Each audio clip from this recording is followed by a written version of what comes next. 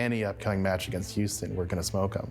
With me being on the roster and Arrow being on Dallas's team, it has a little bit of like a special meaning for me just because I want to beat him. I don't think we ever want to lose to them again. We'll always be better than them. I lost my dad 1 month after Overwatch League started. Once he passed away, I realized like time is like super important. So I make it like a personal responsibility to talk to my mom every day. My name is Helen. I go by Deer, and I'm currently a translator for Team Dallas Fuel. Pretty similar entry story to Gamster, except I've also started on Boston. I also got traded during the second season. Quarantine for me personally, it's been the same as always. I don't leave the house. Still on the end. Dallas is able to regain momentum, winning 3 straight rounds. We won both series. The first one was a little closer than I hoped it would be, but that's okay. So now we get to pick the first 2 maps of the series.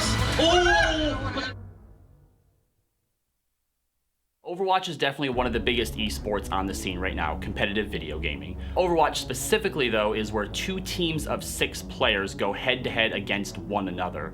In traditional sports, you also obviously have different positions. Something like the quarterback is obviously the conductor. He's the guy who orchestrates everything and kind of calls the shots. Similarly, in Overwatch, you have different positions with the characters. Every character or every hero that each player is playing and controlling has a very distinctive kit or tool set of unique abilities and moves that separates them from the other ones. Overwatch is unique in the fact that on each map or in each match, there's a specific objective that you have to accomplish. In football, you want to get the ball from point A to the other side of the field at point B, and the defense is trying to stop you every step of the way. So in Overwatch, you have a bit more complex objectives, whether it's to get a payload from point A to point B or capture point A. You have to get something done, and there's another team that's trying to stop you as you're trying to do it. A diverse cast of characters would certainly be a fitting way to describe not only the heroes within the game of Overwatch, but the heroes playing it as well. 20-minute nap and then 2-hour nap. The Dallas Fuel and the Houston Outlaws are 2 of the most elite professional esports teams in Texas. Members of these rosters have developed long-time bonds on both sides of enemy lines. That being said, all pre-existing relationships have been temporarily placed aside, though not forgotten. Friendships, in fact, have a funny way of intensifying the will to win. I'm like really good friends with their head coach, Arrow. Good friends with like Zachary, Trill, Unco, AKM, like a bunch of their players. Like people just try way harder against their friends. This is all about bragging rights. Being able to have that trophy, take pictures with it, and send it to Harsha is what I'm looking forward to most. Man, I just want to crush these guys on the ground. Having taken both victories in Week 1, the Dallas Fuel earned the right to choose the first 2 maps of the eventual 6v6 face-off. But for now, in Week 2, the Houston Outlaws are eager to earn 2 advantages of their own. With anticipation growing for the 6v6 final, Dallas intends on keeping the Outlaws wrangling, while Houston hopes to burn the Fuel. This is the battle for Texas. This is the 2020 Lone Star Challenge.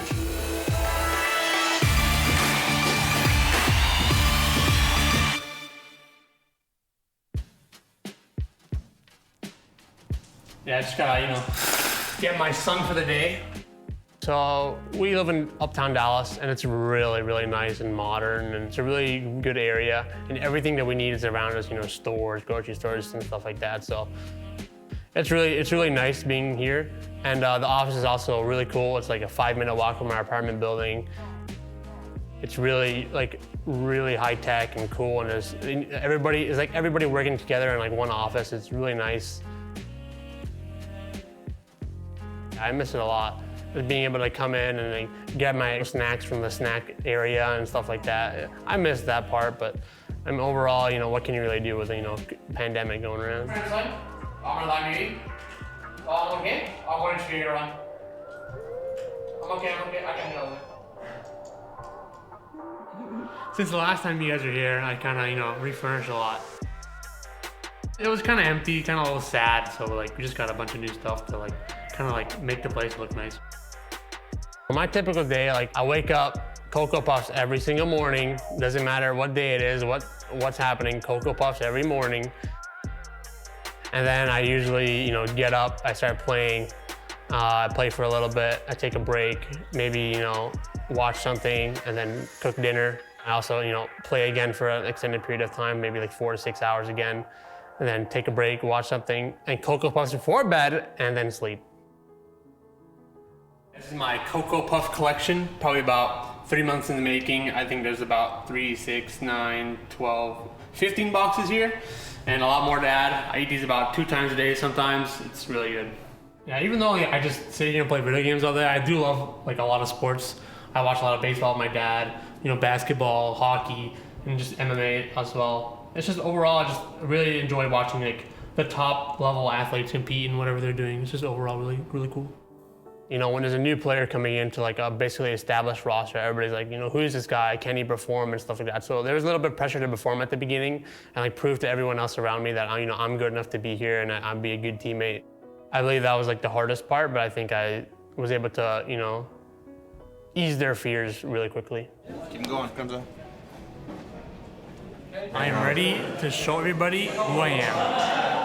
And I'm tired of hiding. I feel like I've been hiding in contenders for 2 years. So I played with Trill a year ago before I joined the Dallas Fuel, which he was on. He joined like a half or a year before me. He was always a really good teammate of mine, and I really enjoyed coming up and being able to reunite with him again. I remember when I first knew about joining the Dallas Fuel, I was immediately going to tell him we're back together, it's happening again. Me and him always kind of go back and forth with each other. Our NB atmosphere, we were very close with each other and we would poke fun at each other a lot. I'm 6'3". He's probably 4'9" or something like that. I kind of just make fun of him for being bold. And he's like a little tiny child, just bones, there's no meat on it. His hairline's gone a bit back. It's a bit rough back there, so I'll just make fun of him for whatever I can.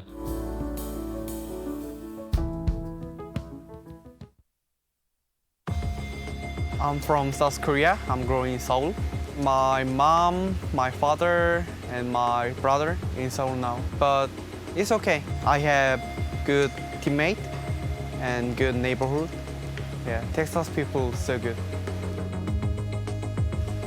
When I was young, I just play video game, and I always play game. When I joined music school, my mom say you need more study. So I just study. I cannot go outside much, so I just in house and I just play game. In high school, 17, I play Overwatch first time. I just play so much, and I feel so happy. So I say to Mom, I just try, can I try pro gamer? Can I challenge pro gamer? Mom say, okay. So I just try pro gamer. And I joined team. She worried. Yeah, she worried, but she said to me, if you challenge, just do it. And you make your goal. She always say money is not important, just important thing is your goals and your things. I think learn English is just respect their culture. So I most study English. Hi, Jexi, how are you today? I'm good, how are you? I'm good. So what are you doing these days? I just always practice. Do you eat something nice these days? Are you healthy? Yeah, maybe. Maybe. Okay, 자, 그러면은 we'll start our lesson today. Yeah. Sophie is very good English teacher. She teaching so many pro gamer, and she always kind. Yeah, she always kind and she always friendly. Okay, Jexi, because many people have questions and especially many fans are curious about you and your team. Yeah. So we prepare for these questions. Yep. So please read these questions and also answer. Okay. Why do you want to learn English for the Outlaws? How do you lead the team through communication? Nice. Okay. So, Jexi, why do you want to learn English? So most of my team members use English, and I study the language of the country because I respect American culture, East culture. Yeah. Oh, that's so nice. So, what is your plan tonight? What is your plan today then? I just make pork belly. Pork belly? Yeah. Oh, you like cooking? Yeah. I just make pork belly and I just make pork belly. After eating pork belly, I just practice. Okay, sounds good. So I'll see you next week. Yeah. Okay. See you next week. Goodbye. See you. Thank you. Bye. 120 hertz refresh rate, quad-core processor, 16 gigs of RAM, lag-free 5G, and a battery that won't quit, just like you. The Samsung Galaxy S20 Ultra 5G, the ultimate gaming trophy. Thank you for joining us for the 2020 Lone Star Challenge presented by Samsung. Two of the most popular teams in the Overwatch League are fighting for the right to be named the best Overwatch League team in Texas, and the winner of the first Lone Star Challenge. Both teams extend a special thanks to Samsung, HEB, Favor, Jacklinks, and Zenny Gaming. Now, let's head back to the action and introduce you to some of the players.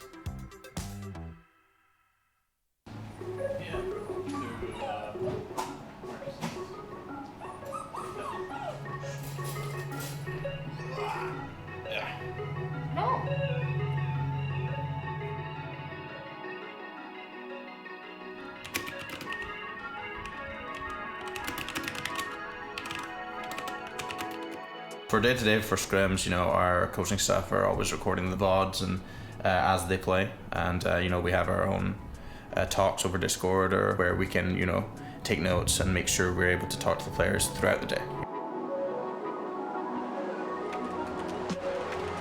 This is the spot. This is where all the coaching magic happens.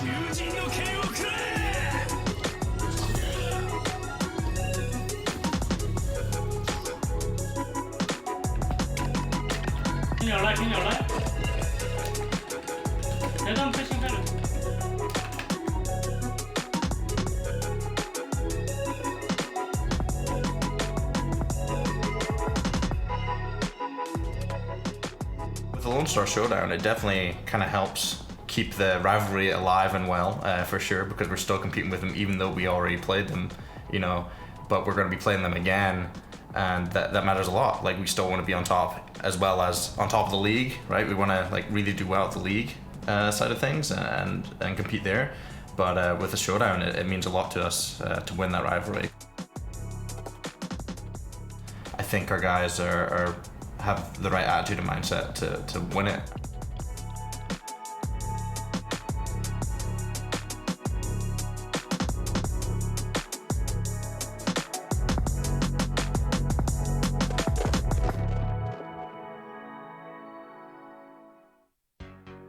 Oh, my name's Ashley Powell, and I'm from Broome, Western Australia.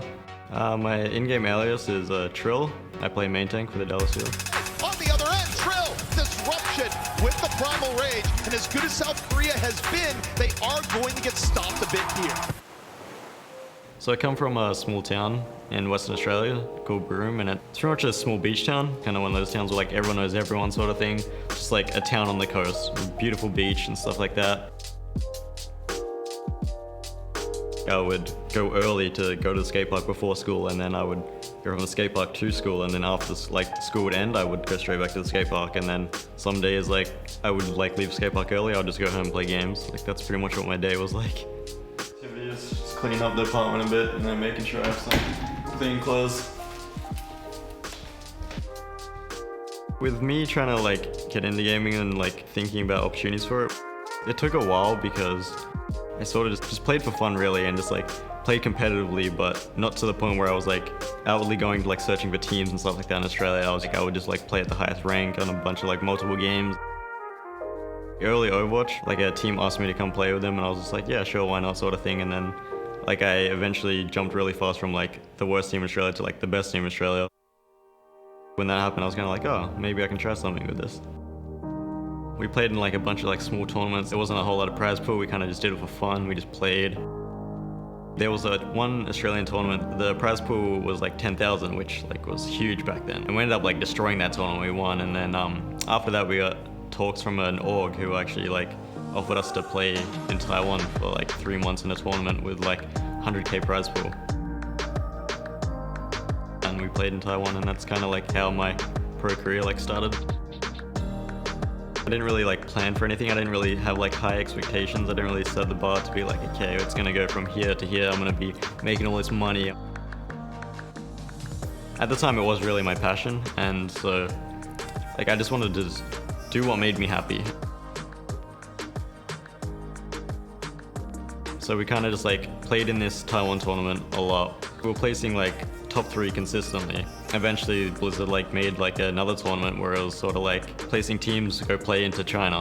So that was like our first big tournament and my first like big tournament in front of like a huge crowd. Also on top of that World Cup, I participated in like the three past World Cups. In the 2018 World Cup, I think it was, I had a really solid performance in that. Trill, he's built another Primal Rage. Exactly the disruption that Australia's needed, and Trill is gonna be the difference maker. I had a lot of eyes on me after that, and people were like tweeting about me, saying like how insane I was. Yeah, so me playing like still pretty consistently well on high ping, I think a lot of teams were like, damn, like if we get this kid on low ping, like what's he gonna be like?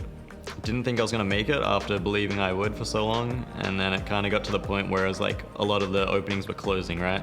I genuinely thought I wasn't gonna make it to America, and I was like really bummed about it. And then like I got a message from I think the captain of Envy at the time, and that like came out of nowhere, and I was like ecstatic. Obviously, moving away from family, friends, it can be hard for people. People will feel like lonely and stuff like that, so there's definitely a lot to sacrifice for this.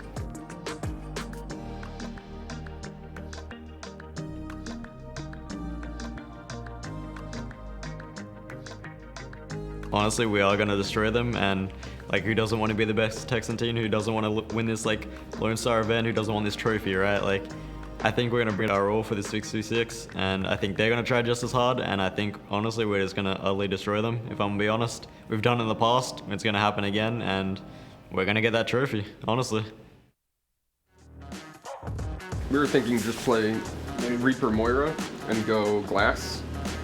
Okay. Because then we can pinch their backline. If we go Glass, and then they try and rotate like pillars with their supports, we can wall them. Propel! Lapel! What's up? You cringe. With the Korean players, I'm like constantly just making jokes with them and they're making jokes with me. I think we've bonded pretty well because I'm just really silly. I like to make people laugh. Rio Jackson, stop that. Why? Why is the most Minecraft player, Dante? Yeah, I will. Yeah. 그냥 뭐 제가 영어를 그렇게 잘하는 편은 아니지만 최대한 영어를 하려고 노력을 하고 안 되는 거 있으면 막 바디랭귀지라도 이용해서 대화를 하는 것 같아요. 오사위! What can you make? Torbjorn! Made this good? Oh, good mate! Other Western players help Korean players so they can teach English and game calls, game word, so we can play easily. Nice. Bum. Nice. You're welcome. Everyone.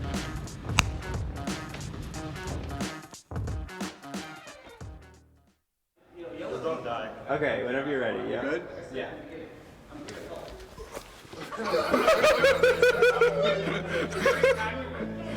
My name is Austin Mumo Woman, and I play main tank for the Houston Outlaws. I'm from a really tiny village in Ohio, really small. I was just stuck in a family of all girls, you know. There was my mom, I had my little sister, I had my younger sister. My dog was even a girl. I'm the only guy, completely. Growing up, I was really into like traditional sports. I played pretty much all of them. Soccer was definitely my favorite. I ended up playing that one for like 11 years. I got my first PC at home when I was about 16 years old, and that was about the time when I stopped playing soccer really seriously and just started playing video games all the time instead. When Overwatch first came out, I immediately like swapped over to that game. The day it came out, I played it like 12 hours that day, and it was really, really fun. That was when I first realized that like I could really do this.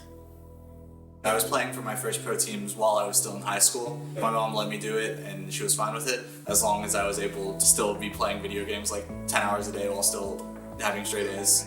Originally it was a little rocky because like, you know, my mom she wanted me to go to college after high school and stuff. But I told her that this was like, you know, really important to me and I was enjoying it a lot. And I told her that I really did think there was a future there. And she was super skeptical at first, but the first team that like actually contracted me and salaried me, like when the first paycheck came in, it was good to finally have something tangible and be like, look mom, it's real. So after that happened, she kind of, you know, eased up a little. And then by like, I don't know, 6 months into it, I was like, hey, by the way, mom, I'm moving to LA now. Oh my god, I want to buy them all! This is great! I'll take this one and this one. This is what oh, I love this store! When we first started having the matches in person in LA, it was like really nerve-wracking for me to be on stage. The pressure of competing, you know, in the main tank role, especially in my situation, since like we don't have an actual like dedicated main tank player as like a backup or anything. But I got really good at focusing only on the game and like being able to zone the crowd out completely. But honestly, at the Houston homestand, it just wasn't possible. The fans were way too loud, they were way too crazy. Every little thing that happened, every little kill, you could just hear just this eruption of volume of just screaming fans, and it was so crazy. It's actually kind of weird being at home again and playing our matches online. It's like a throwback, you know, I got to spend all this time getting used to playing the matches in person. Now it's back to just playing them at home. Alright, I'm ready? Okay, ready? Alright, I'm going to top up. 3, 2, 1, go. We met in March of 2017. We met on Tinder, actually. Typical millennial story. We were both living in Ohio at the time. When I was in college, Austin lived with me for most of fall semester. When I came back from winter break, which I spent in LA with him, I started to feel pretty lonely. You know, you just sort of get used to having someone around all the time and then they're not there anymore. So my family helped me get a dog, this little guy right here. I got him when he was a little puppy, he was just 6 months old. He's been with us ever since. I brought him with me to LA after I graduated, and now he's got a great big backyard that he loves to run around in all the time.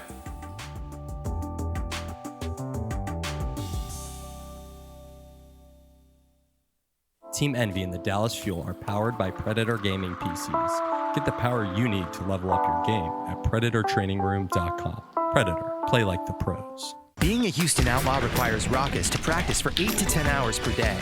And nothing is better than HEB's delicious meal simples. He eats them every day, and when he runs low, he just goes to his My HEB app, places his order, and heads to HEB. He texts HEB when he arrives, grabs his HEB order, and heads home. Hey, I got food! I'm back, guys. HEB Curbside, making it easy for Raucus to be a Houston Outlaw.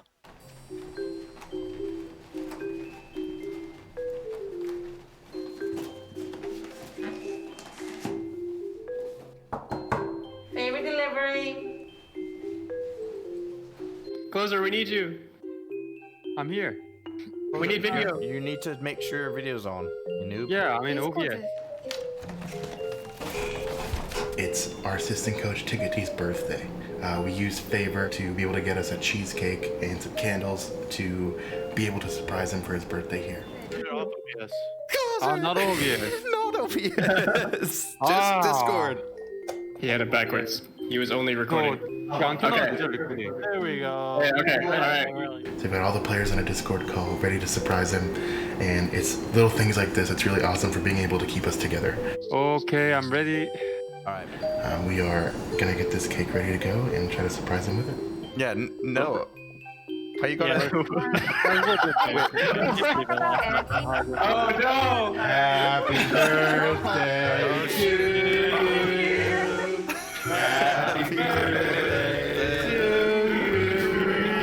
you. Happy birthday, dear Louie. Happy birthday to you. Yeah.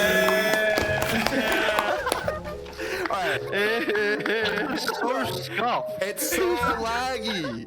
It's so laggy. Oh my god. Yay! Thank you guys. It's not gonna work. Can we just show the dog man? Everyone will be happy with that. Dude. Yeah, You guys are awful. But we're staying safe, we're staying at home, and move that Samsung forward. It's a nice gesture.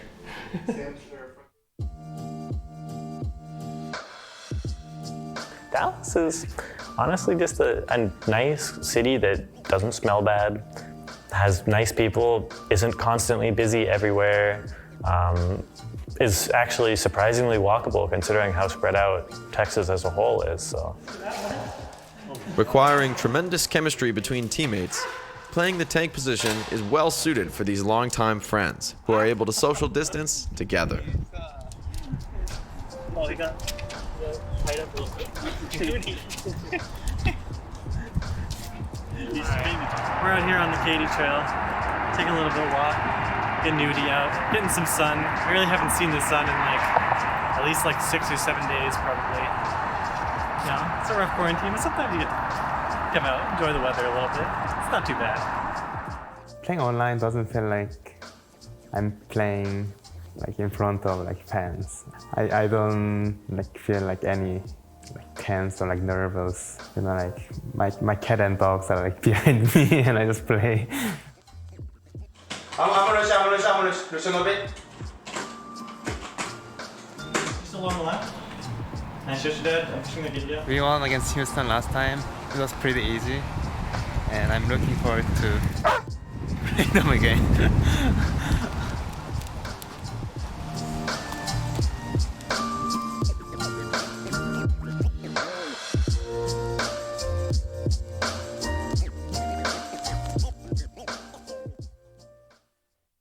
The 2020 Lone Star Challenge is brought to you in part by Favor, the official delivery partner of the Dallas Fuel. From your favorite Texas restaurants to everyday essentials, Favor delivers.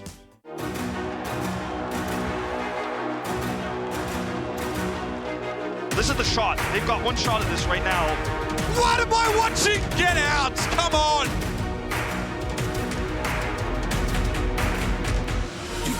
Somebody stop this guy! Can anybody stop them? The answer is no! I need you to get up. Get up. What is this?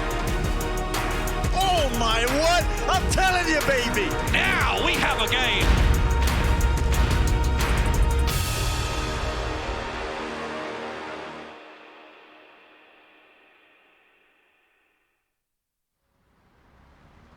Though separated geographically, with a little help, families can stay connected throughout these uncertain times. How's it been being in your apartment for 3 months? 2 months. 2 months? 2 months tomorrow. Sucks. I miss coffee shops. I'm sure. You know, I'm used to taking walks, 5-mile walks a day and getting out at least. But, I always work from home, so. Yeah. Anyhow, so what's it like in Texas, with COVID going on? I mean, everything is I'm pretty sure people are being irresponsible here as well, but I'm just chilling. I'm not doing anything different. I'm just inside. I go to the grocery store once every 2 weeks. Wearing mask and gloves to go? Yep, I usually do that. Perfect. You know what's crazy? What? It's May. I know. It's where did it go? I saw you March. I came home March 2nd, from the homestand. Yeah. And I haven't left my apartment since you told me to run out in the middle of the night to get water. Yeah. So you want to know what the highlight of my night was last night? What's up? I got toilet paper and paper towels. Finally, after 2 months. That's exciting. It is exciting. Yeah, New York's weird because there's so many cases there. I'm pretty sure New York has more cases than any country. Oh yeah, no, New York is the worst. We are the worst because it's not just us because everybody comes from all 3 other states. The tri-state area. Waste and it's dirty. So what have you been doing besides your normal practice schedule, gaming schedule? What are you playing for fun? Ping pong, I guess. I don't know. It's hard. Oh, ping pong's fun. Yeah. That's great. You know about the showdown we have tomorrow? Do you? Yeah, no, it was online. So what are you playing? I can't tell you. Oh, it's only Fuel. It's only Dallas. I know. What? Yeah, I can't tell you. You can't tell me what hero you play? No. Is it support? I don't trust you. Nope. You don't trust me. Nope. I keep all the secrets. Nope. Just let me know when it starts, okay? Because I've been very busy. My neck hurts from sitting in this dang hammock for a while. All right, no worries. I'm gonna go inside, make some food, because I'm hungry. Love you. All right. I love you too. I'll call you later, probably. Right. Bye. Bye-bye.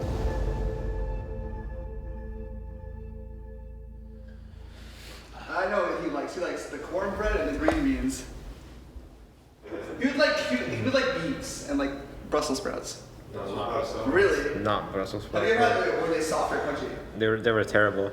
Do you like green beans? Do you like Brussels sprouts, Matt? They're good. Brussels sprouts are really good. Oh, you don't mind green beans? Wait, he hasn't had burnt, like, you know how you do like burnt broccoli, burnt Brussels sprouts? Roasted. Yeah, well, they call it like roasted burnt, whatever. Have you ever put cheese in your broccoli? Guys, so much fun. No. Dude, you'd actually probably like that. Just put a bunch of cheese on it. It sounds like you're just ruining cheese. No. But you get some broccoli with it. And then you can be like, yeah, I eat broccoli. Does not sound good. Let's start with the good stuff. Alright, the meat. Bakery. It's the meat. Big meat. Well, seafood first, then meat. Meat. I mean, they're both meat. What kind of food do you want tonight? Not salad. You want Italian food? I want some garlic bread. You want Italian food? I want garlic bread. Italian? Sure. We do pasta. I'm a big straw pasta. Straw? No, the other straw, like the thick straw. Oh, like the penne? I'm more of Penne. I'm more of a shell kind of guy. We'll get some. We'll get penne and we'll get double dip in shells. the pasta? Yeah, Let's sure. go. So we need like salad stuff. No, we You don't. have to. You have to. No one wants a salad. I want a salad. Yeah, Do you want a salad? Do you want a salad? No. Jeff likes. Now we're good. Oh, You can eat 2 whole salads by yourself, bud. I'm good on salad, bro.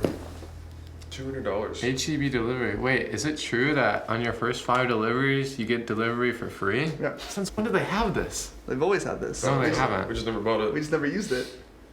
But now during, coronavirus, COVID-19, this helps everyone stay safe, so. Oh, yeah. That's true, it does. Order placed. Let's play some ping pong. Let's go. Oh, I'm so excited.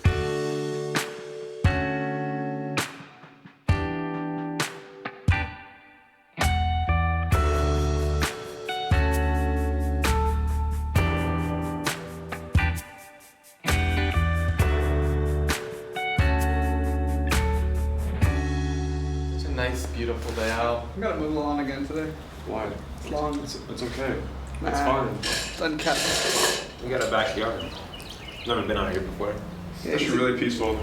Boy, I forgot he never left the house. Dude, isn't it so bright outside? The last time we went to Republic Grill.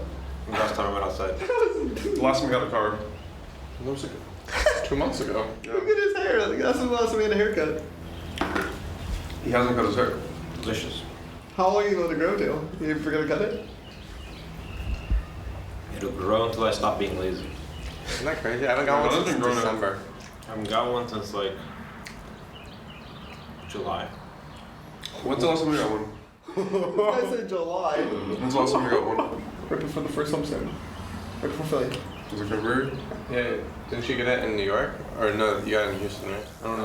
Oh my god. Wait, where?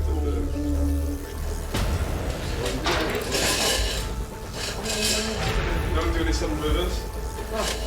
T-Rex each That's how it works. Don't look at it in the eye.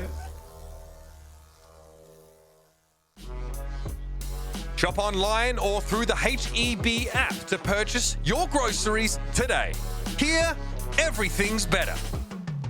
120 hertz refresh rate, quad-core processor, 16 gigs of RAM, lag-free 5G, and a battery that won't quit, just like you.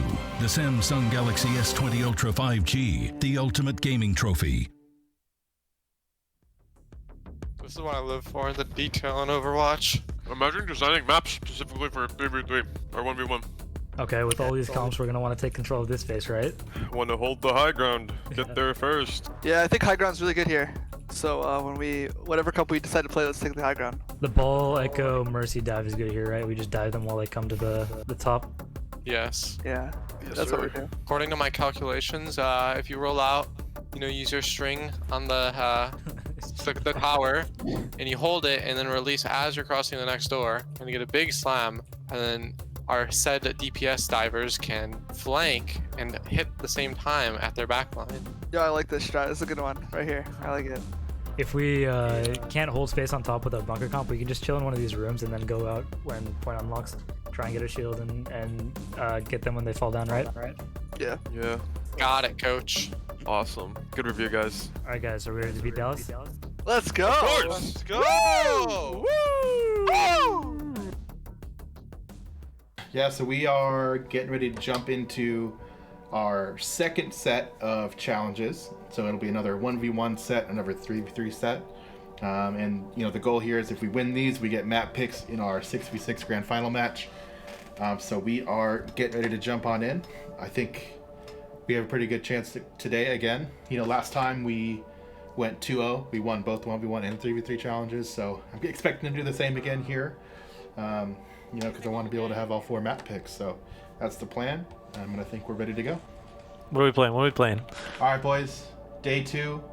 We have another set of 1v1 and 3v3s. We got this, okay? We took 2-0 last time. We're going to do it again. Let's do it. Dude, this comp will be OP for like Ryan. Let's go. Alright, you can play Ryan, Lucio, and Soldier. Okay. We're just gonna run up the robot and go straight into this one. High ground. High ground, okay. In week 2 of the Lone Star Challenge, both the Dallas Fuel and the Houston Outlaws know exactly what's on the line. 2 critical map selections in the Battle for Texas finale, and potentially more importantly, bragging rights. I think we're about to start off with an absolute banger here. It looks like on the cards it's going to be Doha and Dante. Knowing all eyes are on them, both Dante and Doha carry the responsibility and the burden of providing their respective teams with early life as the 1v1 series gets underway. Long range to beam. No, it doesn't connect. He has to do it with the try shot, but an early advantage in that last head-to-head. He switched to the aggressive. He caught Dante off guard. He kind of felt he was close enough, and again the B, too good. Oh my. Dallas intends to leave the day's festivities just as they arrived, undefeated, while Houston is desperate to shift the tides. It'll be a map change. It'll also be a player change. Though not typically in the lineup for Houston's 6v6 matches, Spree has the unique opportunity today to lift his teammates if he is able to defeat Note. Spree will step forward, miss the first hook. Note takes his opportunity, gets Spree over the pit, and it's good night, Sally. Spree knows exactly what went wrong there. And Spree waits out the hook, though. Both Roadhogs reset. Now, Spree has a window. Note's hook isn't going to be available for a couple of seconds now, and he does abuse the timing. Down the pit, he The third matchup of the day will be the critical go-ahead map, as the teams are knotted at 1 apiece. Widowmaker 1v1, often considered the most quintessential of 1v1 battles. He's up on that right-hand side, a grappling hook. Linkser was already in position and meets him with a headshot. This is match point here for Linkser. Okay, shows his head, finds the headshot. And he can hear Linkser, of course. Widow makes a fair bit of noise in those clopping high heels. Oh my, that is filthy! Dallas Fuel take another. Looking for redemption after squandering an early lead in his Week 1 matchup, Crimzo plans to put Raucus and the Outlaws out of their misery. This time, without any taunting banter. Crimzo versus Raucus playing Ana. So it's a slow start to the round. Don't forget Sleep Dart is huge. Crimzo's here with a body grenade already now. Does Raucus get aggressive? He waits out a Sleep Dart, chases Crimzo down, but this time he's here with a body grenade and Crimzo was ready. Well, 1 second. So they're both available. Raucus heals himself immediately. And oh, that's a miss from Crimzo. Yeah, he was hoping to get Raucus with that one too, but he turns it around. He missed the body grenade, but he hit the Sleep Dart. What a clutch play. He couldn't cross the gap quickly enough. Capitalize, another hit, body grenade down, Raucus on the road. Oh, no. 2 in a row, a salute, and he sends him packing. With Dallas having earned the first 3 map selections for the eventual 6-on-6, this is Houston's 4th and final shot at earning their first advantage in the battle for Texas. 3v3 will be working as that each round will be a best of 5. So these players are in now. We have Crimzo, True, and Zachary for the Dallas Fuel, Meko, Blase, and Rappel. Now, after each best of 5, the teams will be able to switch their rosters and go again. He is in danger, though. He's going to be forced to deal with Zachary 1v1 in a moment, but the main fight is happening here between the 2 Orisas. We see, of course, having Blase there on the back team should help out, but Crimzo was able to work Meko down. Trill chases Blase, and it's an easy pick-off for Zachary. Faced with a potential sweep, Houston is ready to shake things up. Now the 2v2, both teams struggling. Jexa down, but the healing is there. Can Hydration make the most of it?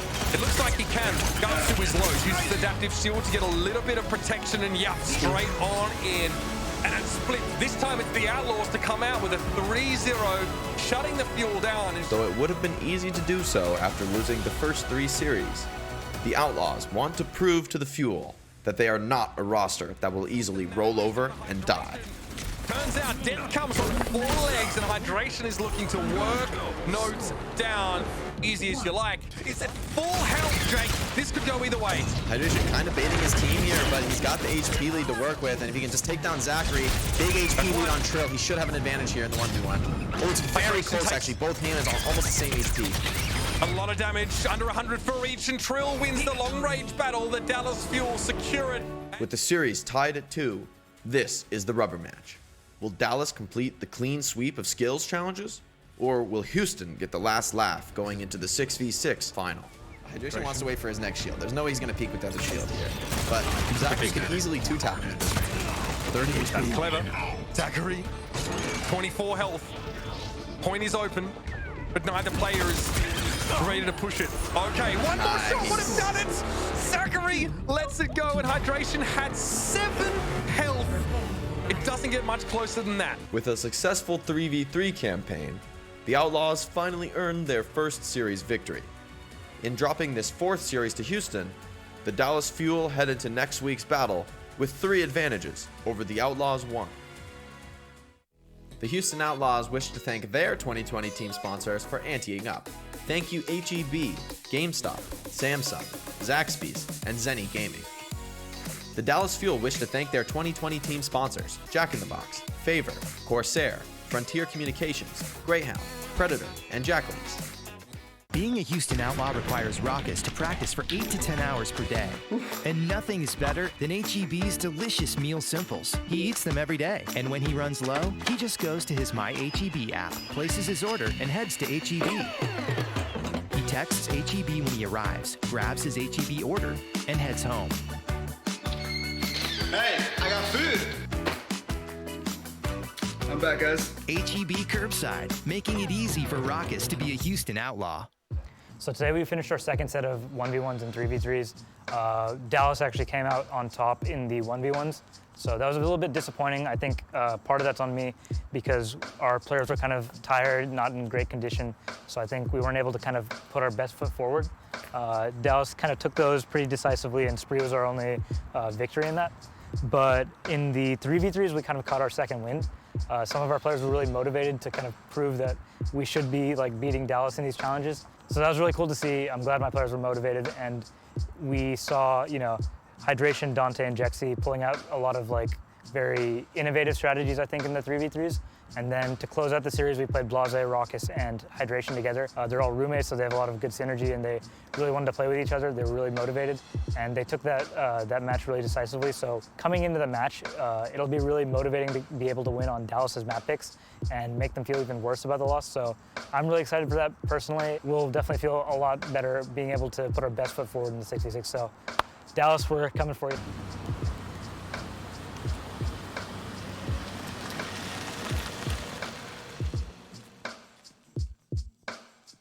We went 3-1. Not bad. We get 3 map picks going into the show match, so good work today. It went pretty well. We just got done with our 1v1 and 3v3 challenges, the second set. So we took the 1v1s. We ended up losing at the last second in the 3v3. It was pretty close. You know, we wanted to give him a chance. You know, we took a little fun in the you know, that last set. You know, you're looking at Crimzo. He body blocked me. What a dweeb. So in 3v3, me and my teammates, we played pretty well. I think we destroyed them, absolutely. Like, I think I'm gonna take all the credit for it. I think I played the best out of everyone on my team. I kind of carried them, so it is what it is. But yeah, we destroyed them. What it means is we actually get 3 of the 4 first map picks. They get to have the 4th one, but that's fine. We'll give them 1. We don't want to completely stomp them, you know. Feeling pretty good. We're pretty excited, and honestly, we're ready to go, so can't wait for it.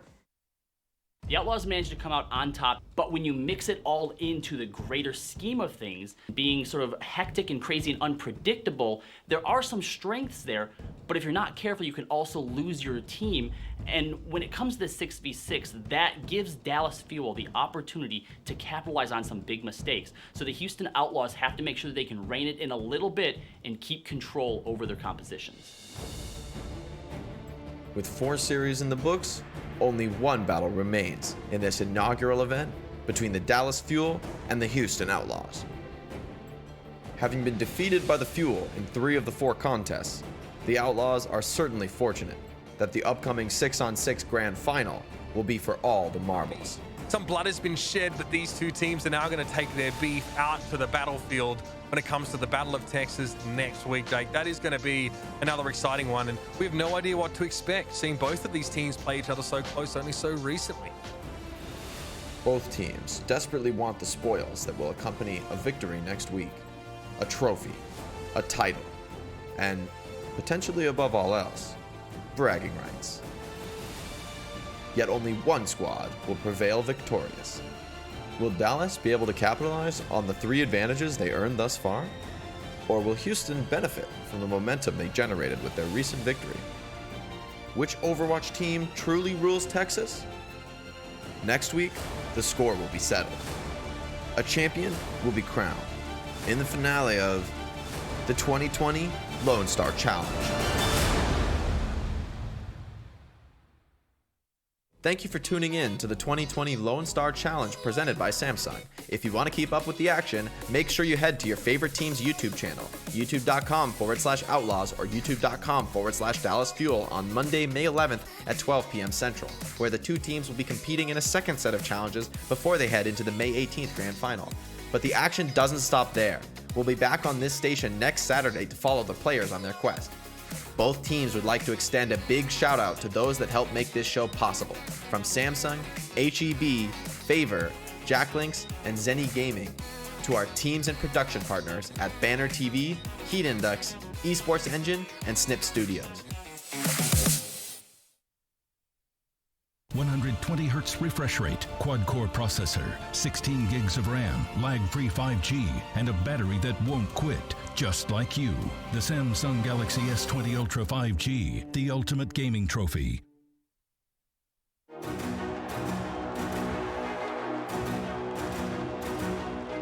This is the shot. They've got one shot at this right now.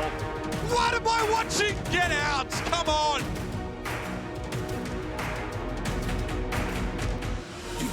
Somebody stop this guy! Can anybody stop them? The answer is no! I need you to get up. Get up. What is this? Oh my, what? I'm telling you, baby. Now we have a game.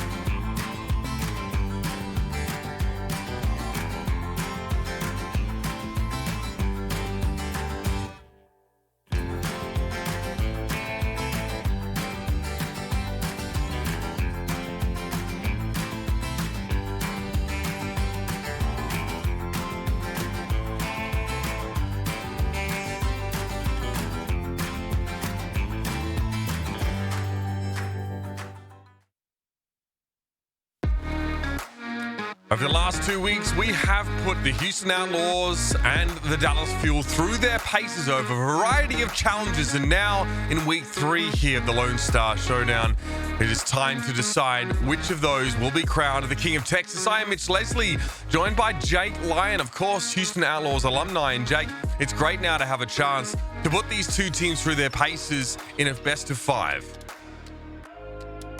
I couldn't agree more. I think having the opportunity to play in the 6-on-6 environment is something that these teams have really been waiting for. The 1v1 and the 3v3 challenges are a nice way to shake it up and see the teams in a different light. But definitely a whole other show getting now. This is the Lone Star Showdown, and not just one matchup, but many. Let's have a look at the format, I guess, of this challenge, and we can sort of see how we got here. We had 2 major phases. So the first phase has been occurring over the last couple of weeks, and that's a series of small team challenges in 1v1s and 3v3.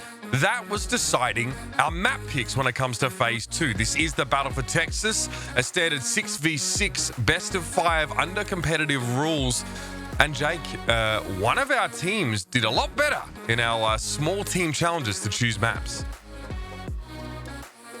Yeah, definitely. Dallas Fuel coming up with 3 map picks to the Houston Outlaws 1, and getting 3 in a row at that. So maybe even feeling a bit overconfident in the final challenge. Yeah, if you haven't had a chance to see it, I recommend checking it out over on YouTube. It was a series of fantastic 1v1s and 3v3s, and we really got to see a lot of that individual skills shine through with many of these players across both rosters.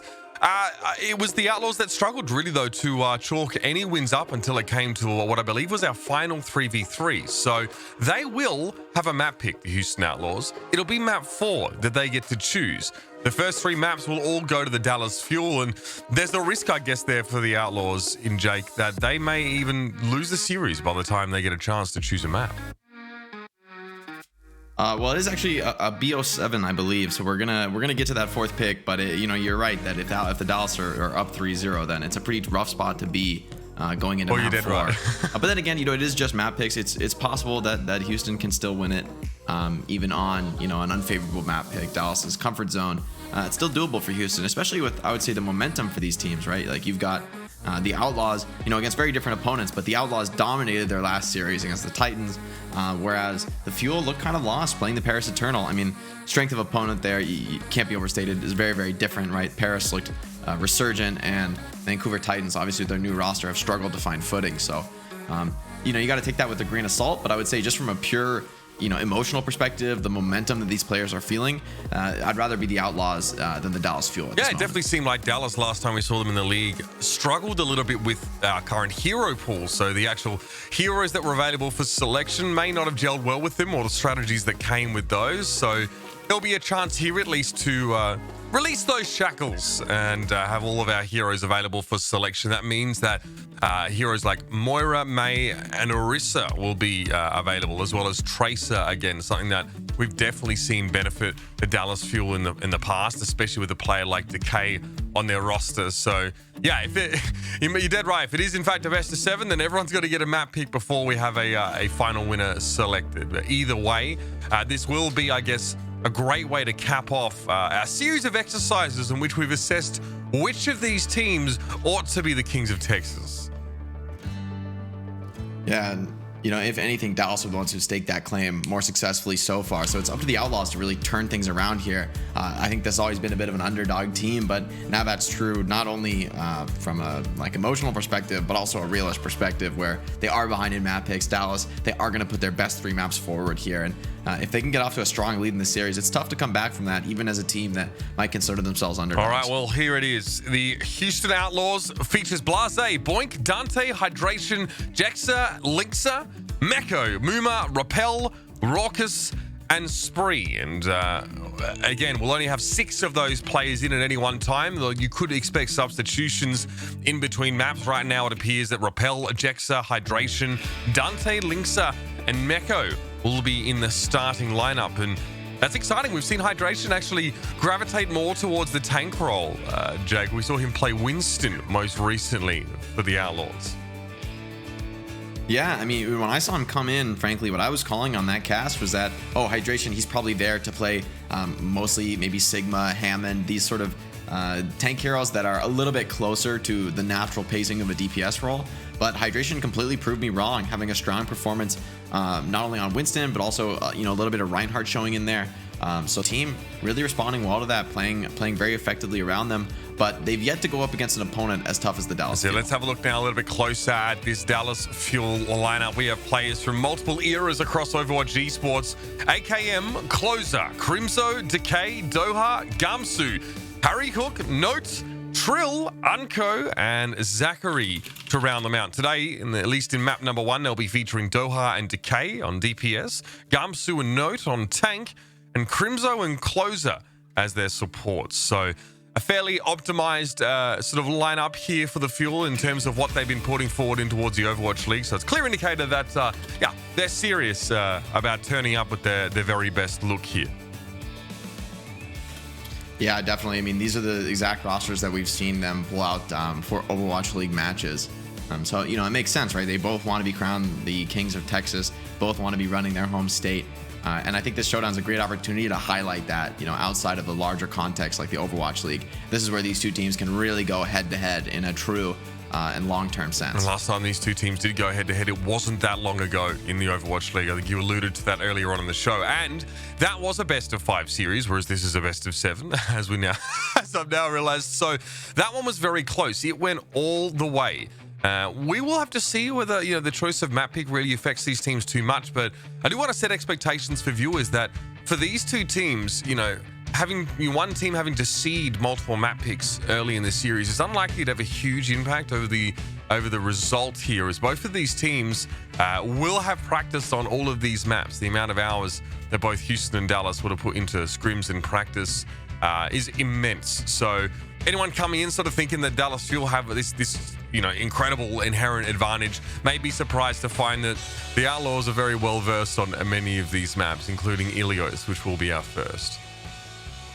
Yeah, I think, anyone in the Overwatch League, right? Like, there's not an Overwatch map they haven't played. Any Overwatch League team, there's not a map that they don't have experience and practice on. So the map picks are really just more making your own practice just a little bit easier, a little bit more fluid. You can focus in on the maps that you've prepared for.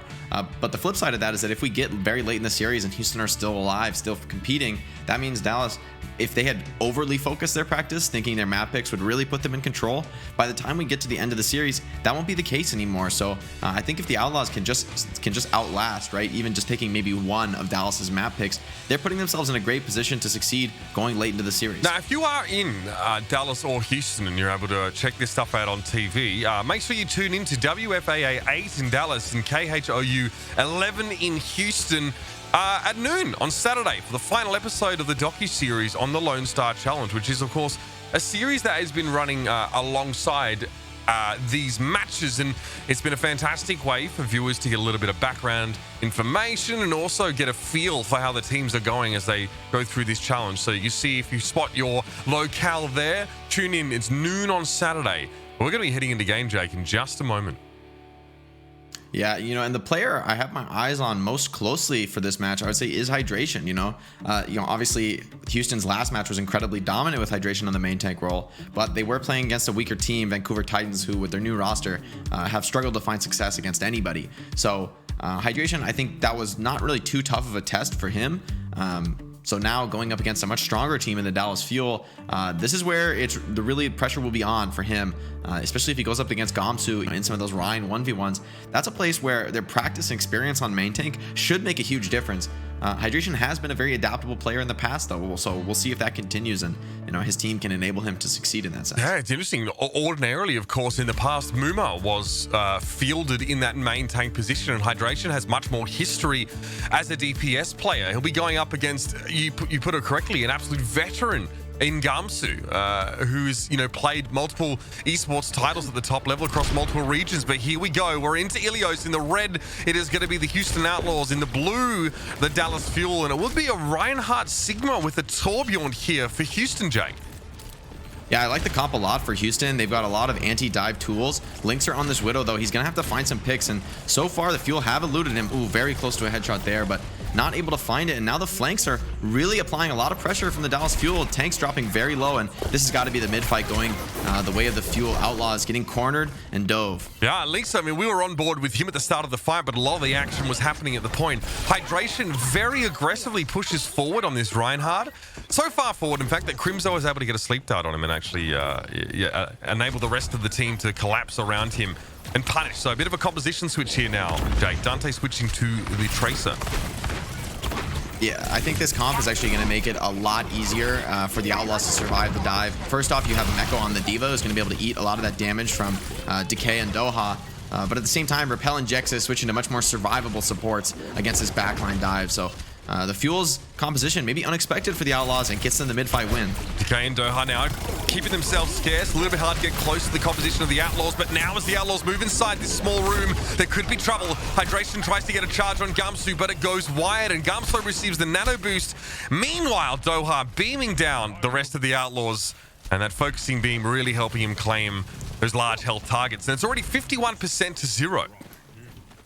Yeah, this is pretty much exactly the way you want this to go if you are the Dallas Fuel, because only investing Nano Boost to hold point, you're going to have access to all 5 of your other ults. Jexa wasn't really able to build up much rally, which is the key ult you're looking for to sort of challenge this dive comp for control. So Linkster is going to have his work cut out for him. It's going to be very difficult to survive the dive as it's all the way into the spawn right now. Ooh, Dallas Fuel are so aggressive, and it's paying off big time. Decay picks up 3.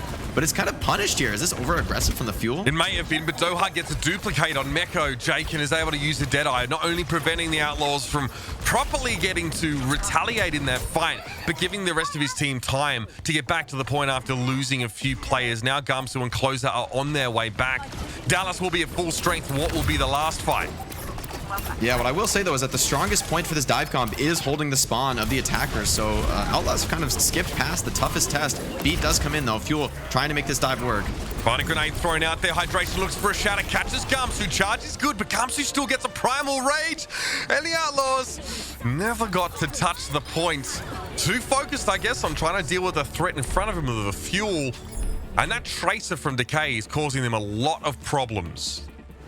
Yeah, Decay's Tracer known to be monstrous, and I think it just really paid off for the Dallas Fuel. They won the mid off the back of that dive comp, and Outlaws just never able to retake, constantly stymied by the positioning from the Fuel. So great play by, I would say, Decay, Gamsu, and Doha, especially leading the charge on that dive, holding those high ground positions. So, you know, as the Outlaws come in to retake point, they just put themselves into a surround, and they don't have the tools really to clear the high ground against a team that is just so much more mobile than them. So it looks like we're going to see the Outlaws mirror this dive comp with some different selections. So should be a little bit tough, I think, for Linkster to survive. It's going to be a ton of pressure on him, but if he can make it past the first few seconds of the fight, him and Repel are going to deal a ton of DPS. So it's going to be up to the Dallas Fuel to be the aggressors. And in the early, rounds of this Lone Star Challenge, it was the Dallas Fuel to come out on top, but we didn't really know if, those victories in 1v1s and 3v3s would manifest here in the 6v6, but Dallas just want to dive. All they want to do is get up close to Houston, and the Outlaws do not like to have to play against this style. They can't get into position before they're set upon by the Fuel, even though, of course, Houston switched towards a Winston-based composition. They were not ready for that dive. Yeah, I feel like Linkster on this Ashe, it's not like he's playing poorly, but he just has no chance to get value. He's getting instantly stuffed in the corner, and this is probably why the Fuel chose Ilios. They seem really, really confident on this extremely aggressive dive composition with Echo and Tracer leading the charge. Linkster, he's just not really getting opportunities to deal damage.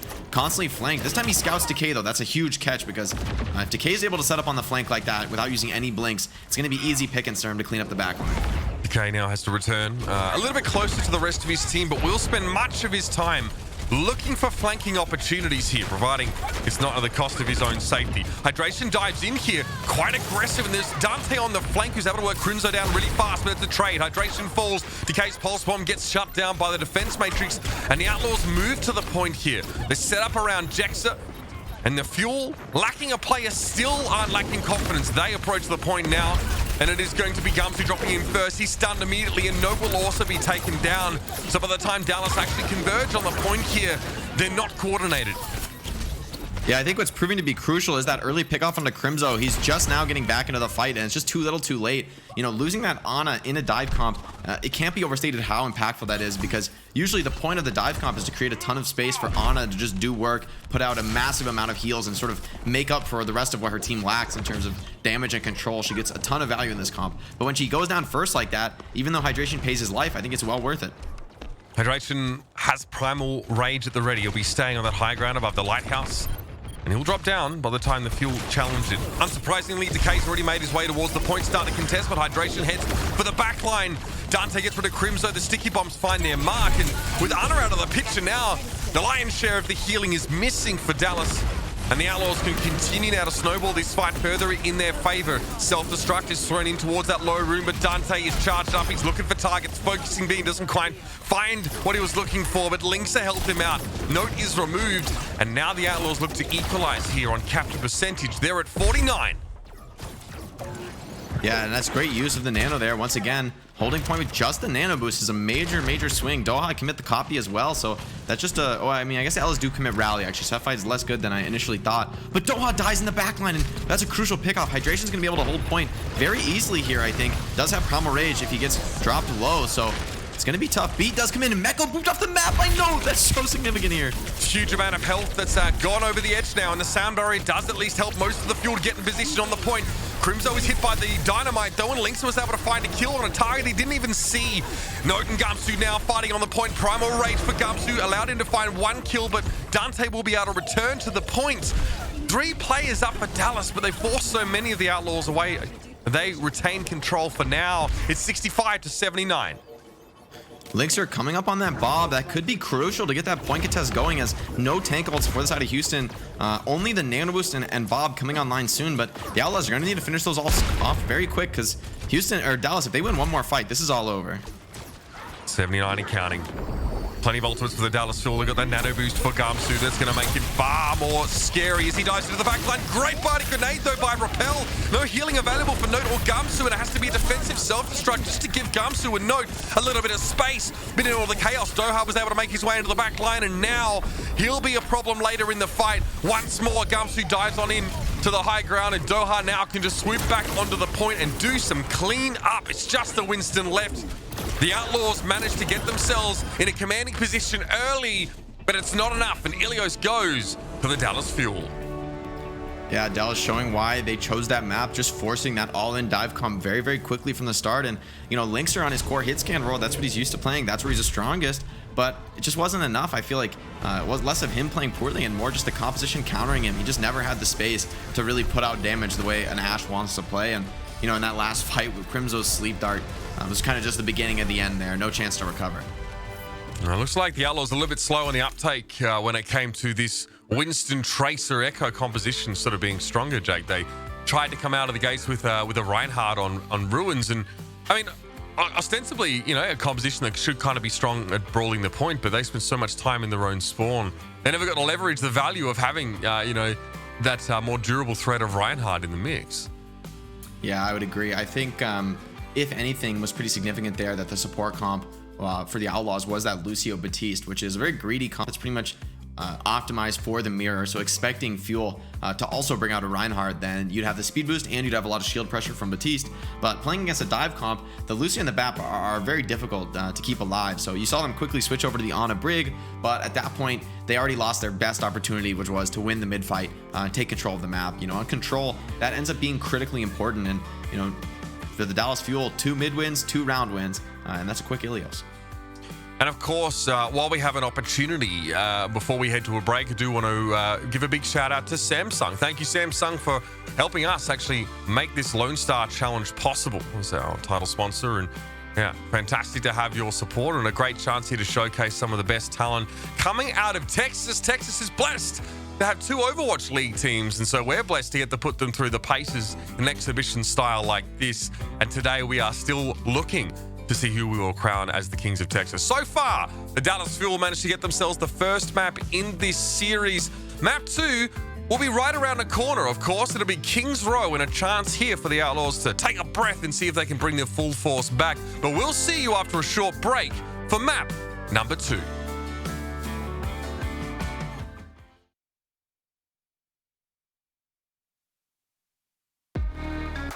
Lone Star Challenge, presented by Samsung. Always gaming, always Texas. Stay connected and stay gaming with the Samsung Galaxy S20 Ultra 5G.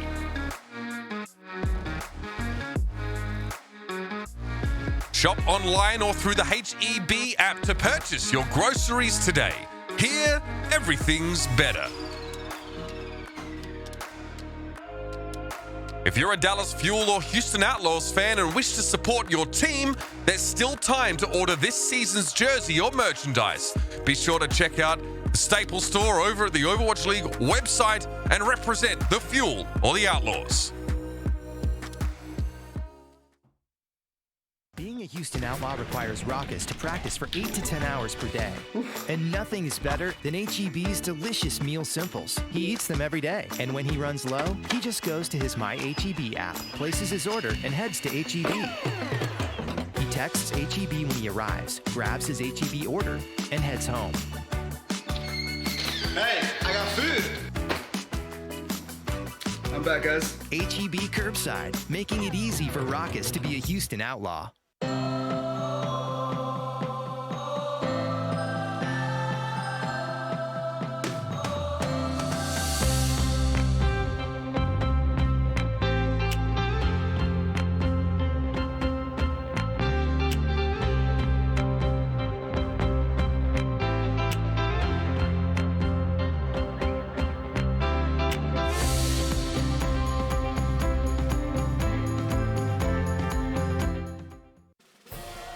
In life, you either eat the protein of Jack Link's steaks made with 100% beef, and you run with Sasquatch,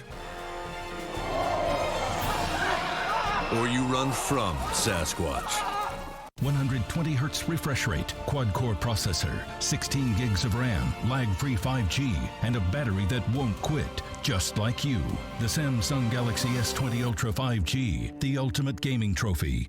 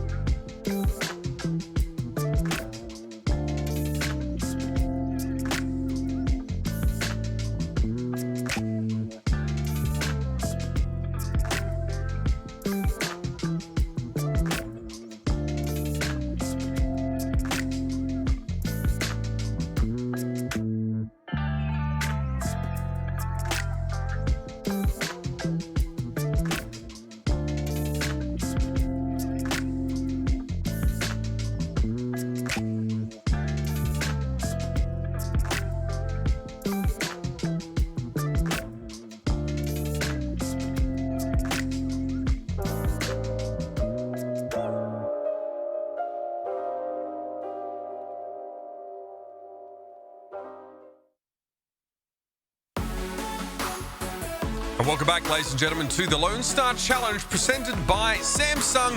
Map number 1 already over. Dallas Fuel chose Ilios. Dallas Fuel won the map, Jake. They look very confident playing this dive composition with Echo and Tracer. Do you think this composition might be the standard for no hero pool play right now? It's very possible. What I will say, though, for the Outlaws is that it feels like they weren't really expecting it both times, rolling out to mid with some relatively greedy comps that are more about valuing the shield trade and the Rhine mirror.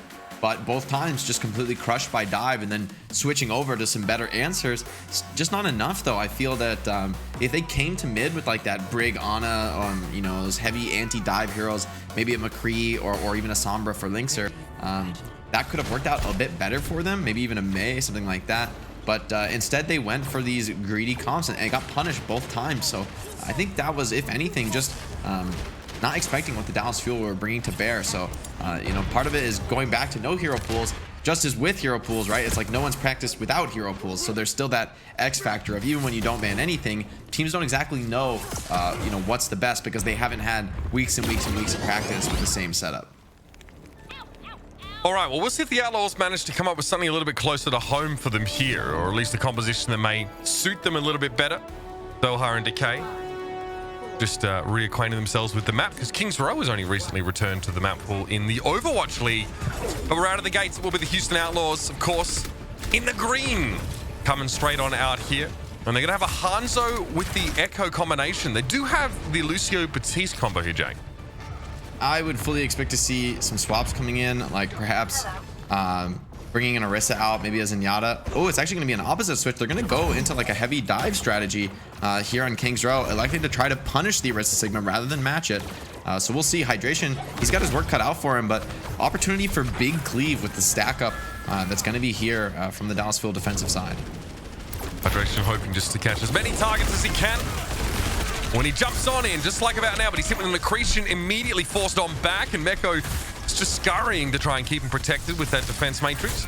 Someone put an NYXL spray on the ground, don't know who that was, but Gamsu now pushing forward, tries to use the Hulk, was taking a lot of damage. Hydration has to use his personal bubble, and Doha gets a little bit cavalier. He goes down to Lynx's Dynamite, but it's a trade. Hydration is down for the Outlaws, crucially, but Dante stands up, removes Crimzo with those sticky bombs.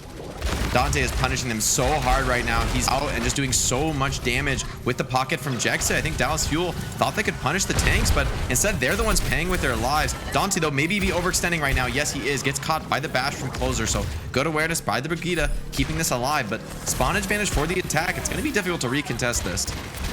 The Dallas Fuel gonna have trouble getting their note is low, discorded and taken down, and Gumsu spent so long trying to get healed up. He does get to the point though. Linkser is removed, the sticky bomb's fine, but Jexa brings him back into the fight, so Doha gets rid of Jexa instead. Meko is desuited now. Amplification matrix thrown up at the back of the point, and the Dallas Fuel have numbers. It's all been Linkser so far. He finds 2 quick kills. Decay finally shuts him down, and then is removed by the Discord or play. And Dante and Co are trying to circle the point. Transcendence should help with Hydration as he tries to capture this one out, but the Fuel are going to have another crack at it here. Note's going to try and move up on the Sigma. Hydration has the primal rage though, when he lets it go just to keep the point clear. It'll be a duplicated Winston for Doha, trying to challenge this as much as possible. Hydration with the flailing fists of fury eventually goes down, and somehow Dallas get themselves back in the driver's seat.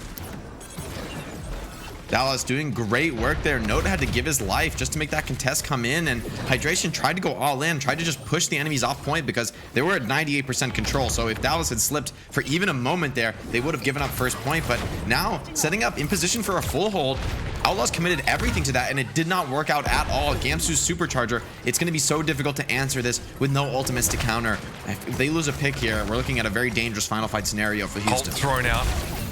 Dante and Lynx are now called upon to do the lion's share of the damage. Meko down to half. Doha tickles him there with a focusing beam, but needs to be careful. Still needs to respect Lynx, but it's actually Dante that finds him with the sticky bombs. Decay wants to try and play safe now. Gonna sit on back as Decay gets some shots into Meko. Remember, only one more tick required. Decay finds the head of Dante though. And the Outlaws don't even need presence on the point now. They finally return with their main tanks. Dante's brought back into the fight, and the Outlaws have a big opportunity here. Shield thrown down on the point, and it looks like the Dallas Fuel won't have the numbers to defend.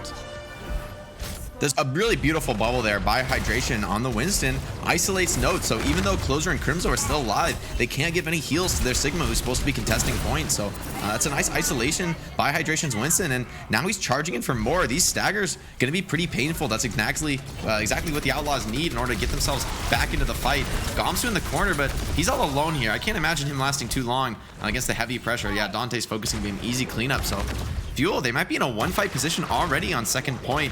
It's going to be quite close. Decay does have a Bob to start the fight, but Dante has copy as well, so this won't be easy for the Dallas Fuel. Momentum now firmly in the hands of the Houston Outlaws. They do at least, Jake, the Outlaws have made up a lot of the time that they lost on point A here. So they get a quick fight, they get into the Foundry, and, you know, they're looking good. You know, they got a decent time bank to work their last phase of the map with, which means this next fight is so much more important. Oh no, got caught out on the left-hand side, and Dante is so lethal to tanks if they're below half health. Focusing Beam just churns them down so quickly. Doha's looking for a tank to do the same to himself, but none of them have really presented themselves as opportunities. Bob was used, bought a bit of time for Decay, but Jake, the Dallas Fuel need to do more here.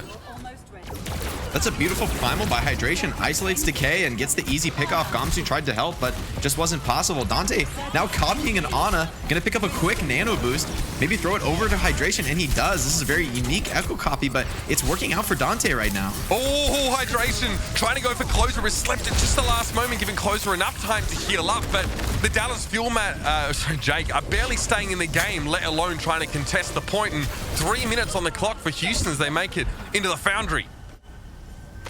Yeah, it's a beautiful push and a little bit rare copy. You rarely see the supports chosen by an Echo. Maybe Dante in trouble there, but you know, he makes it work. He gets the nano on Hydration and ends up paying off. Even though Closer hits the sleep, they can't actually finish off the Winston, or rather the copied Winston, because of that nano boost. So it works out well for the Outlaws, and still keeping great control of the ultimate economy. This is a very effective recovery by Houston.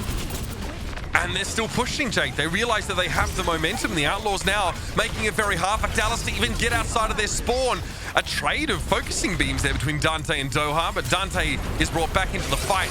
Repel goes for a Transcendence there when the Fuel hadn't really engaged. It'll keep the Outlaws healthy as they push up, but without that ultimate, it may not matter. They may not even need the healing with the amount of damage they're putting out right now. Self-destruct from Meko. Perfect placement. Catches Decay. Punishes him sitting back in the corner. And now it's just Note sitting on the card. They're so close to finishing the Outlaws, and with a very healthy time bank too. Ooh, what a bionade on Dante. He's on 2 HP, but he manages to get the copy and turn into Wrecking Ball. What a save. And the Outlaws, who would have thought this? They're coming back with a huge time bank now after a brutal defense by the Dallas Fuel on point A. That's an incredible comeback in this round. I mean, once they captured point A, every single fight went the way of the Outlaws. So the dive comp not being a bit of a struggle on point A, but once they got momentum, the Outlaws did a great job controlling their ultimate usage, never overexpending, and they were just always in control. Dallas, they never got their heels in. Jake. If you get bionated and you're Echo, and then you duplicate another hero, do you maintain the effects of the biotic grenade, or does it cleanse it? No, it is actually a cleanse, so it's going to purge any status effect on you, but of course if you're stunned, you won't even be able to copy. But yes, it is actually a full cleanse, so you sort of become a new hero, and there's no status effect that will remain on you, such as like a slow from May or anything like that. Generally, the biotic grenade is probably like the one meaningful instance of that, so that's pretty much the only way to learn about the cleanse, but it's similar to like getting Zarya bubbled or something, where you're no longer going to have those negative status effects. That's just how powerful Duplicate is. Not only are you effectively being healed in most cases, you're also getting a buffer of life, because even if you are reduced to 0 HP whilst duplicating another hero, you'll just go back to your normal form, and you shrug off status effects with the exception of stuns and sleep. So very powerful, and Dante used it awfully effective there. I do love the idea as well of Dante giving his team an Ana when they already had Zenyatta and a Brig. So that extra healing and the nano boost in that short window is crazy. They're able to overload their capacity for healing in that brief period of time. But here come the Fuel, Jake. They're on the attack with the Wrecking Ball. And it's another dive strat for Fuel. Gamsu's Wrecking Ball, I think, was a bit of a mistake last round. Would have rather seen him on the Orisa on defense, but on offense, this makes a lot of sense. The question is, can they keep their Mercy alive? Dante already sneaking up on the flank, wants to sort of get his backline pick off. Gamsu in position now to try and harass some of these tanks as they play around the high ground. Gamsu rolling on through, actually may have spotted some backliners, but he's not really interested about them right now. It's about working Hydration down, and now Note has joined him. Obviously very close friends in real life. Gamsu and Note like to play close together in compositions like this. Dynamite gets dropped on Gamsu, but now it's going to be up to the Outlaws to challenge as the Fuel have moved on to the point, Jake. Yeah, and the Outlaws' lack of healing in their compositional choice here is really punishing. You see so many players for the Outlaws are on low HP, and they just can't get restored. Hydration unable to really go aggressive because he's never able to get that final bit of armor on his HP bar. So the Mercy and the Ana working wonders here for the Fuel, able to just reset so much quicker after a damage trade. And now it's just quick cleanup for the Fuel. Outlaws gonna have to regroup on second point. The Ashe not really working out for Linkser. I mean, it's just a difficult comp to be playing with the amount of aggression that Gamsu can bring to bear. Red has no space to work with. You're right. Gamsu on the Wrecking Ball, pushed right up to that part of the map that Linkser was playing in, occupying the tanks for Houston, which means that if Linkser tries to peek, he gets harassed. Doha has emerged as a real legitimate threat on this Echo right now. Of course, after being known for his Pharah play, he's very familiar with being up in the air, and there's 4 minutes and 50 seconds on the clock for Dallas here, and some big ultimates to work with in the next fight. They're going to have 5, Jake. Yeah, Dante is getting a lot of value here, but I think it's just be difficult to deal with. See Gamsu diving in very early, forcing a ton of ultimates. It's Nano and Valve traded for Transcendence, so a little bit of positive trade here for the Outlaws, but they're giving up a lot of control to reset. Yeah, I mean, it's a positive trade, but they didn't have many ultimates to start with. They have to get it done with what they have left now, and it's going to be tough. Meko tried for a self-destruct to shut on down, but Gamsu's minefield claimed Jexa. And the Dallas Fuel nary a break in stride after capturing point A, and they will continue to push on here. The Outlaws will be hard-pressed to even keep them out of the Foundry at this rate. Yeah, I'm not sure going to get much of a recontest here. Meko just spawning right now. It's a long trip back point. Oh, Lugia for the Outlaws. Looks like they are posturing to go for it, though. You have a Primal Rage from Hydration, a copy from Dante, so potentially durability necessary to take this fight. Rally could be exactly what they need. Self-destruct. Oh, Repel! He didn't think that. He thought the bomb was going to go around the corner. Instead, it actually ended up right behind him. It's a 1-for-1 trade, though. The bomb definitely helped out, and Dante was able to find the kill on Crimzo. Now, note, as he tries to pressure Dante, also falls foul of the focusing beam. Now, Dante can return to the fight where the Outlaws are starting to stake their claim good and proper. Closer, well, I guess his train hasn't arrived. He's not going to be escaping from Hydration as he gets run down. The Fuel are going to have to disengage here. Yeah, it's a great hold by the Outlaws. Hydration wisely manages to hang on to his Primal Rage there, and it does cost a lot of ultimates, but you need to make a hold with this position so far from the attacker spawn. This is an ideal moment for the Outlaws to start burning a little bit of time off the bank. It should be a lot easier here to stabilize. Doha and Gamsu on their way in. Meko just going to play the high ground for the time being. Linkser gets picked off in the back line. That's a huge opener, and Decay gets so much value. Finishes off Dante now, and the Outlaws are in... I mean, they are in so much trouble in this fight, losing both their DPS now, and it'll be a decently long walk back for the both of them, even with Dante's extra mobility. Now the Fuel just need to seal the deal, trying to get towards Jexa now. He's forced on back. Doha needs to control, getting rid of Hydration pretty comfortably now, and yes, the Outlaws running on fumes. Doha's going to be stunned up briefly, gets above the fight though, and removes Jexa somehow with that tri-shot. Closely goes down, and Linkser is able to find that pick, but that payload is going to be getting across the line. It's going to be getting home. If Dante can't do something about it, and with the focusing beam getting rid of him, that looks less and less likely. Well, the Outlaws fought for it. They fought hard, but they will be giving up this point, and now the Dallas Fuel are able to make their way through. It looks like... Yes, it looks like Closer was spawned a long way away. You got the back spawn here, so it's going to be a little while before he's able to rejoin.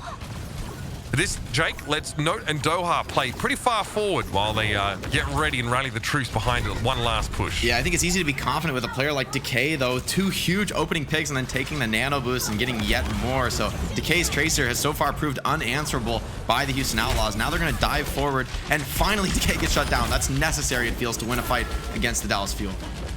And Meko really took responsibility for getting rid of that one, and despite Hydration falling here, not having Note in a mech and being staggered currently on the high ground is going to make it very hard for Dallas to advance any further.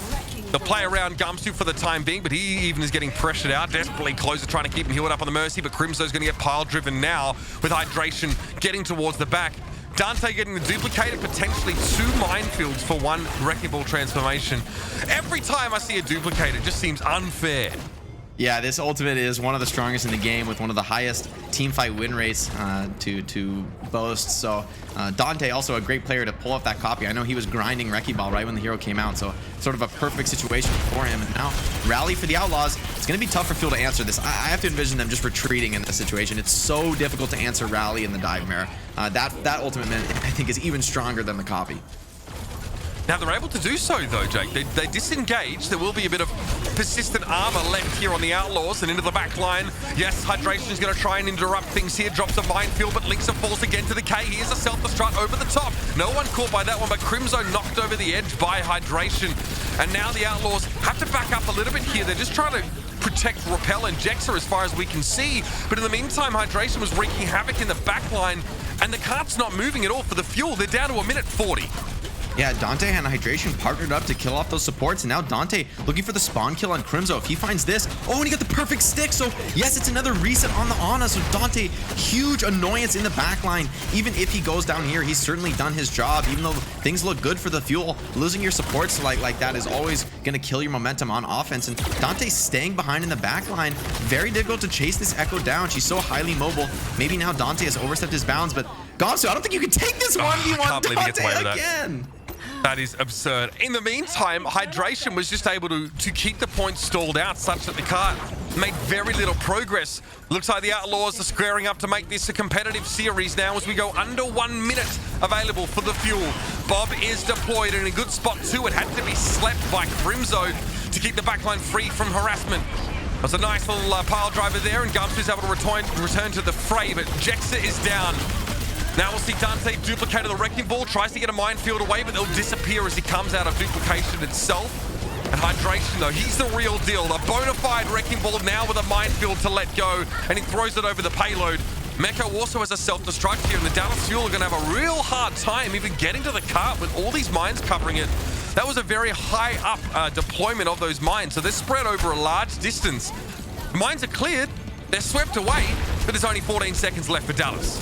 Yeah, and then the rally armor still on here for most of the Outlaws players, so their backline looking very tankly. And finally, Linkser has the space to stand and deliver. He's just sitting in the back, pumping out DPS on this Ashe, forces recon. Doha's going to take the copy, but copy is slept, so no value really for the Ashe. Linkser does wake him up, and copy canceled. So once again, this Ashe in the backline finally getting the value that he's been hoping for. Yeah, punishing tougher Doha. He wasn't able to get a Bob from that duplication. Still, there's a minefield over the card in Houston. Okay, they get there in time. Hydration rolls on in. Pile driver is hit with a Vital Grenade pretty much immediately, though. Close it down to Linkser. Mecco and Hydration were without healing, but they still seem confident. And Jexa now gets himself the nano boost from Repel. That'll be the hold here for the Houston Outlaws. And they even up this Lone Star challenge at 1-1.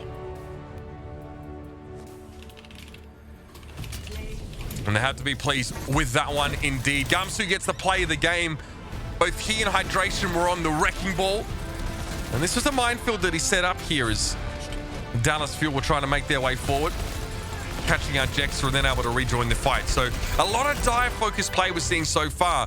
And I guess it makes it a little bit harder for these Ashe players quite often have to be thrown into the mix here and expect to be dove. That's why the inclusion of Breek makes such a big difference. Jexa and Close are both operating that quite effectively.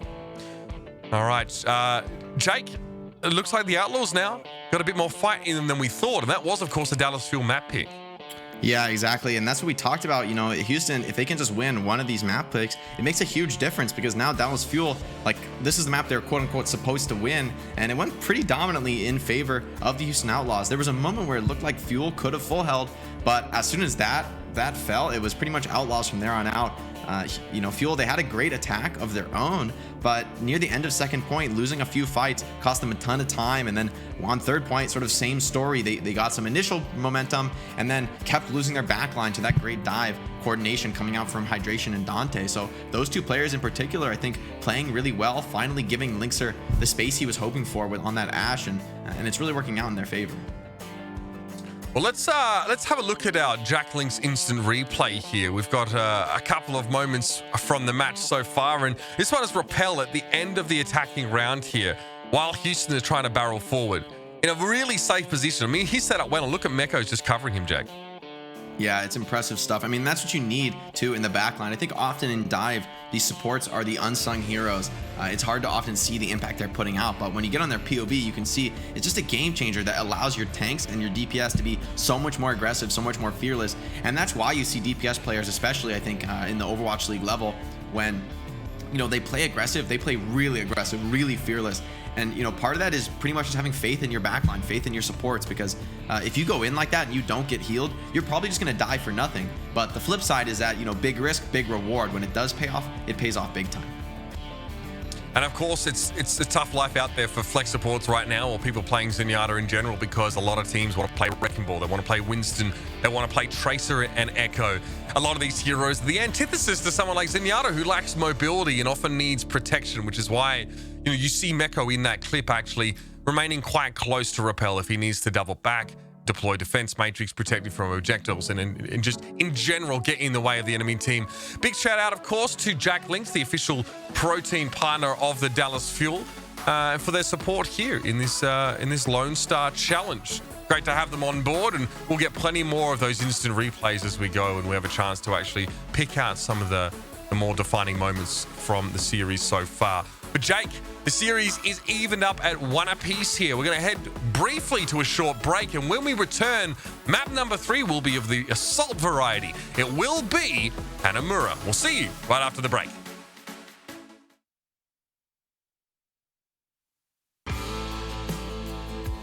Jack Links, proud to be the official protein snack of Team Envy and the Dallas Fuel.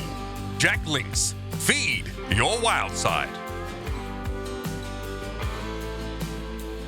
From your favorite Texas restaurants to everyday essentials, get anything you want delivered fast.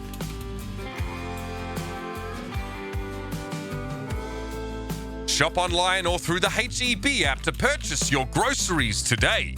Here, everything's better. In life, there are people who hike with poles and drink their meals, and people who feed on Jack Link's jerky, a protein snack made with 100% beef. Because in life, you either run with Sasquatch or you run from Sasquatch. Hey guys, it's Blank from Houston Outlaws, and this is our day with Zenny. Play Overwatch 16 hours per day. I've had a lot of issues with my eyes in the past. The more I play, the more tired my eyes get. They showed us a presentation on how blue light filters work, how it can help your eyes, your health, your performance. With Zenny's glasses, they feel more natural part of your style or your fashion. With these glasses specifically, it's very hard to tell a difference. So I think every gamer can actually benefit from them. It'll help your eyes without taking away from the gameplay. 120 Hz refresh rate, quad-core processor, 16 gigs of RAM, lag-free 5G, and a battery that won't quit, just like you. The Samsung Galaxy S20 Ultra 5G, the ultimate gaming trophy.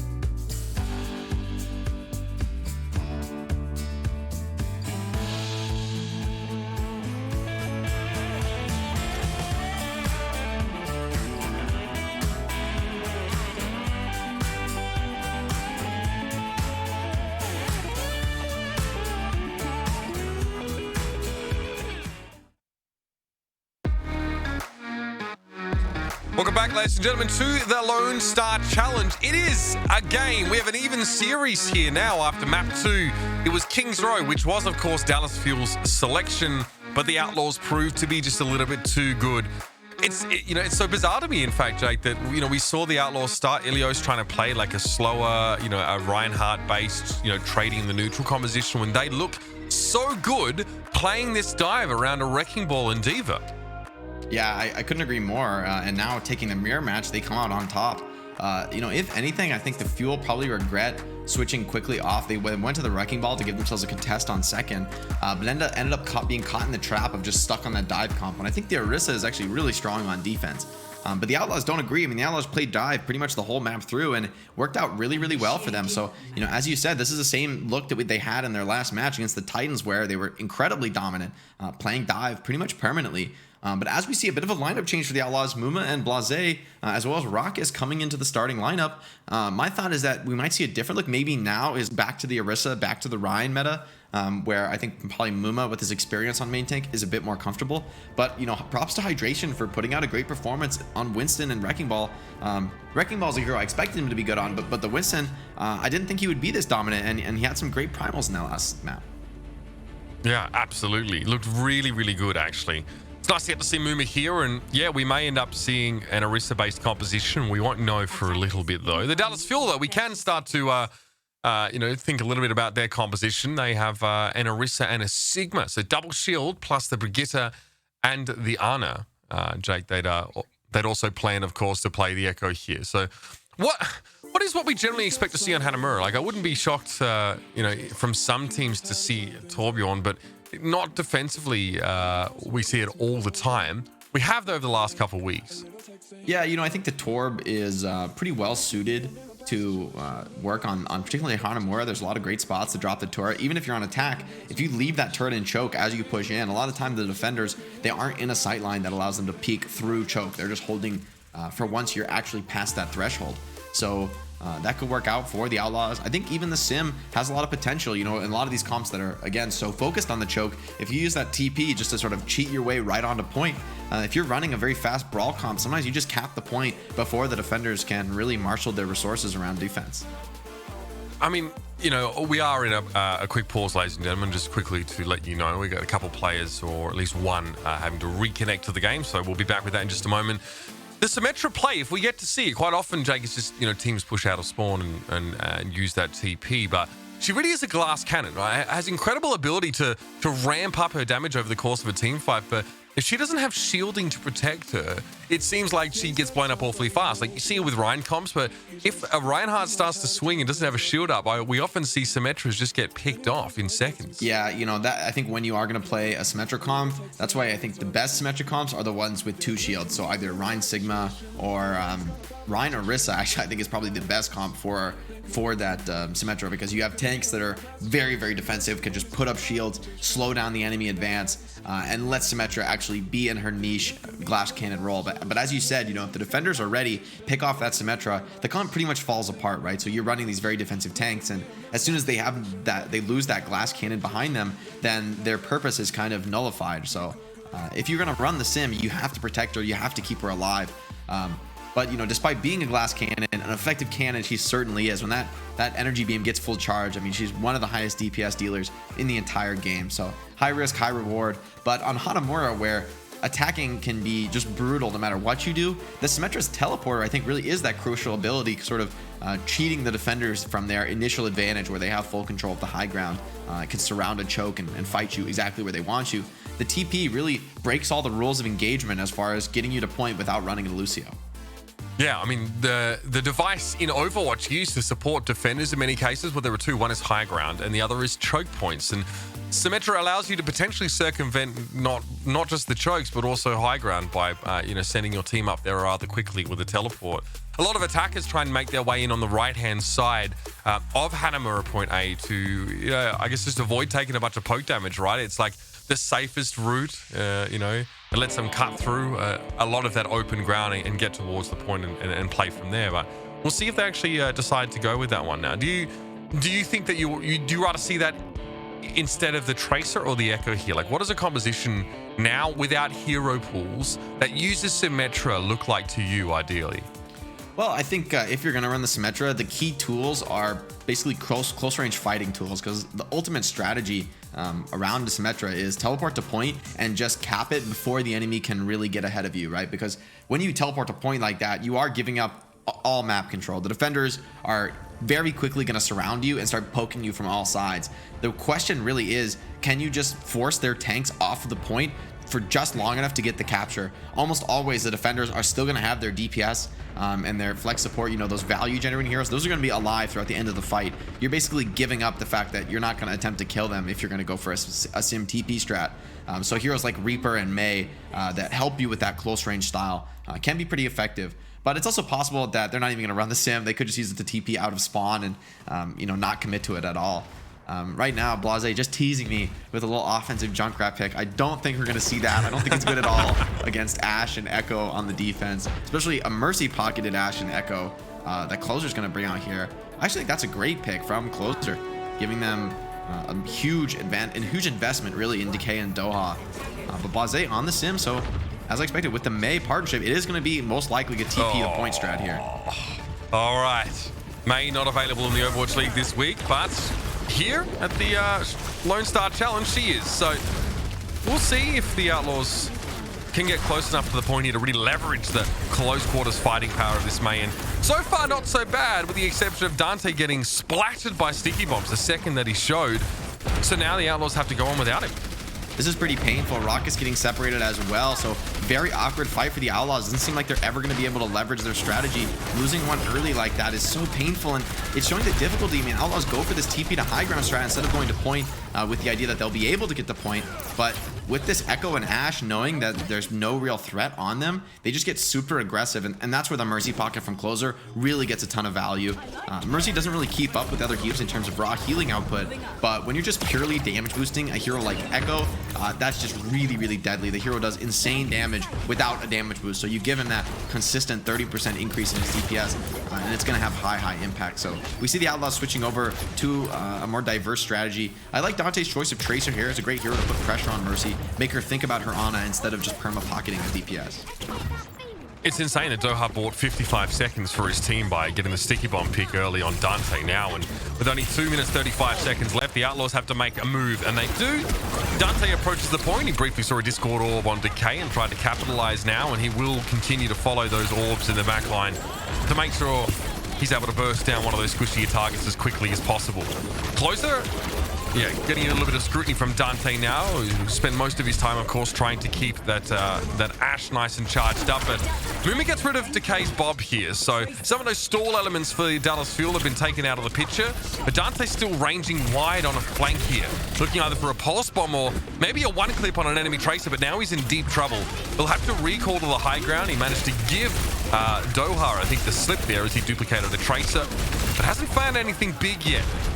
Yeah, it's a really nice juke onto the copy, but he's pretty much just being a distraction right now, staying live. Hard for him to actually get value on him, but that's exactly what he's looking for. As I'm saying it, gets the stick onto Node. Node gets res, but that takes Closer out of the fight for a moment, and Jexa takes another advantage. So looks like the Outlaws starting to close this one out. Dante's distractions really producing a ton of value, although Gamsu's Supercharger trying to keep them in it here.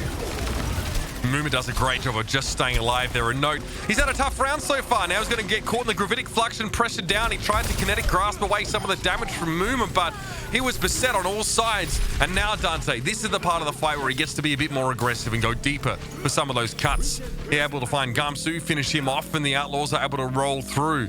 Great job for Muma. Took a lot of focus, a lot of damage, but, you know, shrugged a lot of that off and gave the Outlaws a good chance to encircle. So the Outlaws, well, they take, what, 3 minutes, I guess, Drake, on point A? So they have about 4 to work with now. Crucially, though, they actually have an amplification matrix in Dragon Strike. How does Blase get the most value out of the Hanzo ultimate here? This is a great situation for Hanzo to ult. Oh, Rockets does get picked off, so probably going to be just a soft reset for the Outlaws, but gives me more time to describe the Dragon Strike. It's a great situation for the Dragon Strike, actually, because defenders are almost always going to group up on that high ground. So usually a well-positioned Dragon Strike can get you out. Doha, ooh, gets stunned, barely gets out of that one alive. But yeah, if Blase can drop the Dragon Strike on high ground, it might force the defenders back and probably not going to get any kills, but very likely will get the attackers the high ground, which can be really, really valuable, can secure you the advantage you need to start taking second point. But, you know, as we know, this is Hanamura, this is an assault map. Attackers, they have to be perfect. So Outlaws, this is where they have the ultimate advantage. If they don't win this push, I think the round's looking pretty dire. So the Dragon Strike is part of the first step, and Blase lets it go. Gamsu's actually forced to stand where he is right now, lest he takes a bunch of damage, and Dante finishes him off. So not only a positional advantage potentially generated, but also a kill, and Dante gets himself another one. Now that platform being controlled by the Houston Outlaws, and Jexa's going to go for a Transcendence there just to keep Raucous alive. I respect that. The Bob was definitely quite a threat. And now with 2 ticks are looking for a third one. Jake, you said the attackers had to be perfect. Well, they've had the perfect start to this fight. They've lost Jexa, but Gamsu's now gone down. Doha needs to contend with the Immortality field over on the point and is able to remove that eventually, but he's not able to touch. And the Outlaws, rather simply, Jake, snap point B up. Yeah, it all started with a textbook Dragon Strike from Blase there. Puts it behind Gamsu. So as you said, Gamsu just forced to stay in the corner and take the full brunt of the rest of the Outlaws' damage. And, you know, with everyone focusing him down, he does fall. And losing your main tank like that is pretty much worst case scenario for the defenders. Narissa is a hero that you want to keep alive long term, that you want to have, you know, using those cooldowns over and over again. Like every shield you put out, every halt you're able to use, and every fortify cycle, all of those things are buying a ton of time and are just a very efficient way to give value on the defense, setting up your other players. But in fact, it's actually Dante who opens up with 2 picks there. So, you know, and that's pretty much exactly what you're praying for on offense on Nomura. Normally, it does look like that. Normally, the defenders usually clean the attack quite a few times, but Dante Tracer getting maximum value really on the attack. I think that was a decisive factor for the Outlaws, creating tons of openings, being a huge distraction, but also actually finding kills. I mean, that's the difference between a top tier Tracer like Dante and a noob like me. That don't be too hard on yourself, Broco. The Dallas Fuel. Right, well, you compare me to Dante, it's hard. I mean, Dante's a god gamer Tracer, so I mean, I gotta be honest. Like he's just getting incredible impact on the hero. He's a distraction when he needs to be a distraction, but when he has a bigger opening, he takes it, and he always seems to get those pulse bomb stuff. I remember your first game on Brig, Jake. I reckon it was on Gibraltar. I'm pretty sure.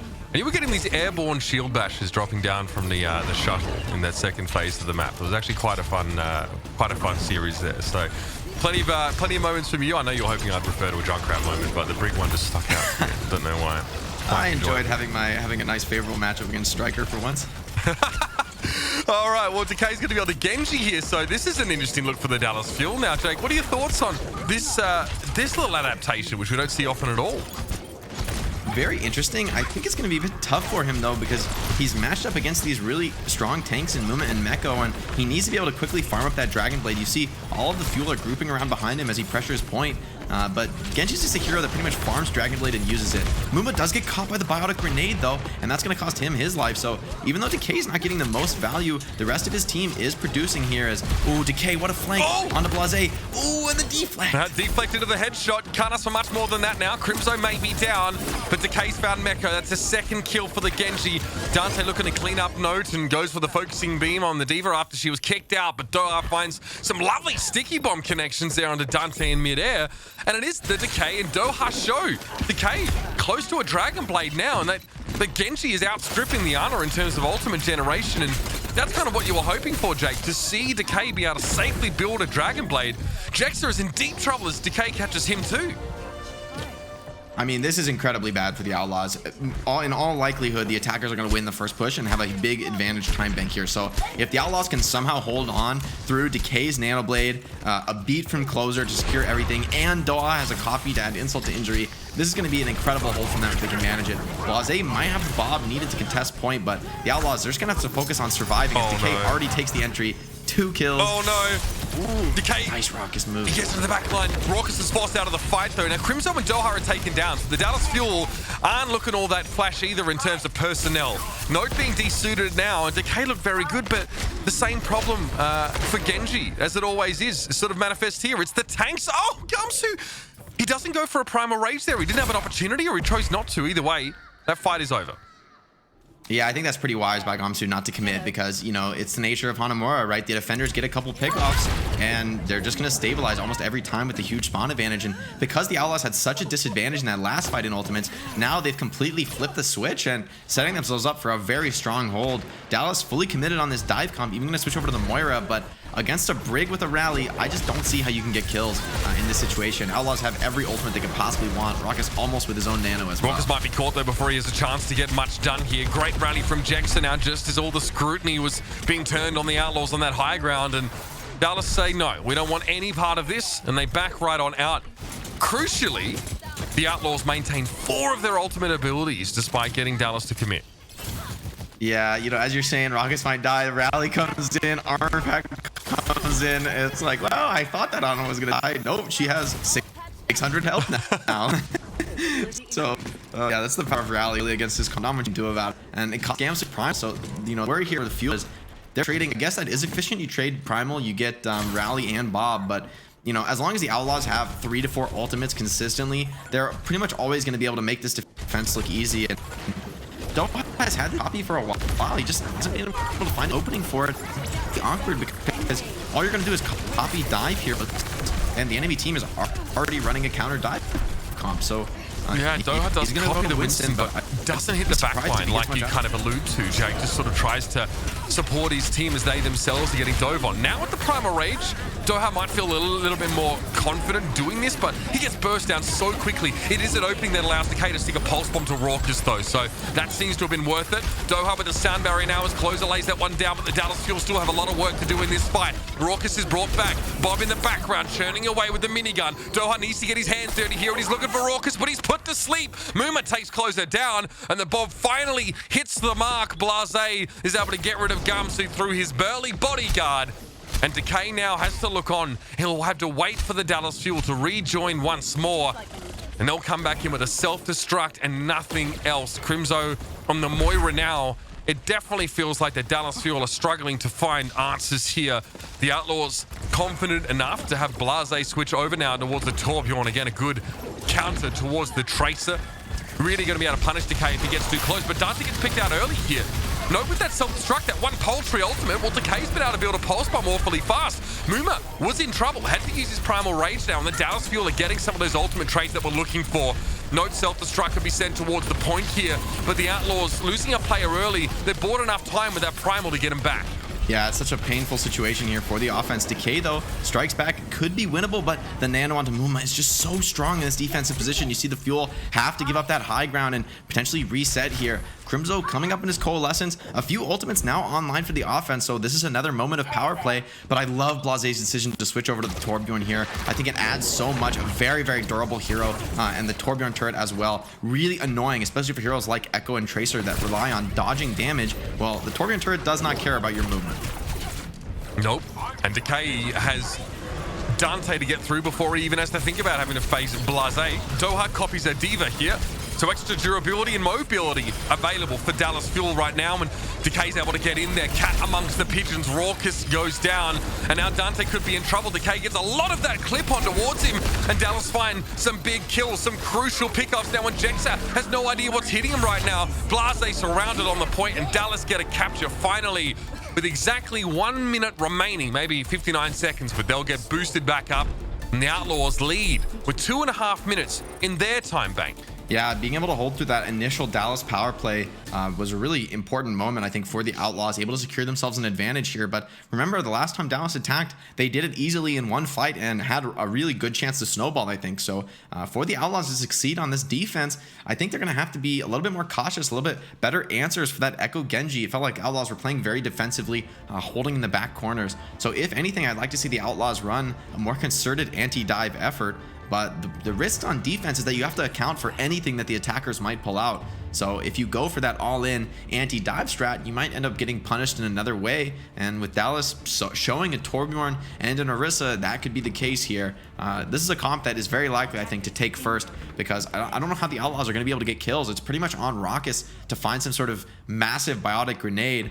Note does switch to the Sigma, should make that job just a little bit easier. But without a bio grenade, it's so difficult to get through those heals from Moira and Lucio. And on top of that, you're playing against a Torbjorn, a hero that is already super durable. But Dallas just consistently trolling me, proving me wrong. It's going to be the potential TP to point strat. But once again, similar situation where very hard to burst these heroes down unless Blase can find a similar pick as Doha found in his first defense. I was going to say, are we living in the world where attacking Torbjorn is now entirely viable? That may still be the case here, but Dallas fancy themselves, oh, well, there's not much subtlety to this, about as subtle as a sledgehammer rather fuel as they get to point. They're standing there. That's what they wanted. 6 players capturing currently, and Decay now is just harassing in the backline as Dante trying to do much the same. The Crimzo benefits greatly here from his team being so grouped together. That Biotic Grasp healing is going to be highly efficient. And a Dallas Fuel due to that are able to push off the point as a death ball, as a unit. So they were capturing, and all of a sudden they were belting Mumura around their head parts. And yeah, Dallas with 20 seconds left in the round are going to have point A taken here. And you we were right, Jake. You said you felt that Dallas were going to be pretty comfortable pushing in here, but it was not with the Torbjorn. Yeah, I think the Mei is a great choice there, using the wall to block off one angle of attack. In that case, they block off Raucus's angle, so recognizing that the key threat really is the Biotic Grenade, and another TP to the point. Muma only at 44% primal. He's been really stymied, so difficult to get close to this Deathball comp. Crimzo with the Coalesced as well, but that's the nade from Raucus. That's what we talked about, potentially opening things up for his team. Yep, that's what lets Blase get that Fire Strike duplicated kill on towards Gamsu. Desperately, Crimzo was trying to use the Coalescence to heal his team up, but it pretty much got shut down entirely by a Biotic Grenade. If you can get a trade of a normal cooldown, actually cancelling an ultimate, you are in very good shape, but so is Decay. He is fired up. He's doing a lot of damage, and Muma now needs to go into Primal Rage to commit to getting rid of the Symmetra. The Blizzard on the point could be a problem, though. Muma can only dive in and out very briefly, but he's able to do that quite effectively. Jump in, then jump out. Not long enough for him to be frozen up here. And now we're in overtime. The Dallas Fuel unable to get even one tick on the point. But with the amount of time they had left, Jake, they've got to be happy with taking point A. Did it with a minute left. Now the reinforcements will come in, but are quickly sent packing. Pulse Bomb to note will end the round. Yeah, it's certainly a good offense there, given the limited time bank by the Dallas Fuel. I like the decision on strategy there, running the Orisa Rhine with the Mei and the Symmetra, especially because the last round they played a completely opposite comp, right? They played the full dive strat, which Houston was certainly expecting given their defensive picks, but just no confident answers, I think, to that Orisa Rhine with the Symmetra TP to point. And I like the way Fuel played that. I think that's better than Outlaws moved when they went to the high ground, tried to like wrap to point. I think it's just when you're gonna run the Symmetra, I think you said it best, like simple as a sledgehammer, just go straight to point and brawl it out, right? Like that's what your comp wants to do. Just do it. Don't take a rotation. Like anything you do to give the defense time is only really going to help them. So it's a great move by the Fuel to get that first control, but still very winnable for the Outlaws.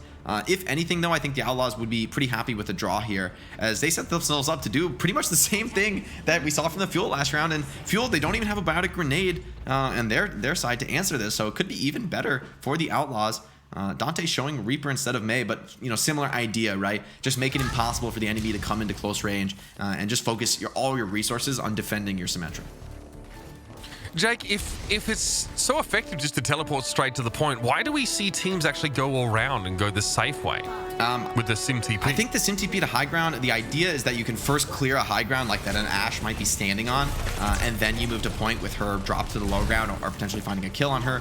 But I think the TP straight to point, personally I think it's better, but I can see why teams want to clear that high ground. It is a dangerous place if you allow certain heroes to sit there, but now we see Blase making that adaptation. Yeah, extremely direct approach here, but it's almost a bait in and of itself. The teleport isn't taken by many players. However, the Outlaws spend some time just standing out in the open there. It gives enough for Decay to sort of work Blase down.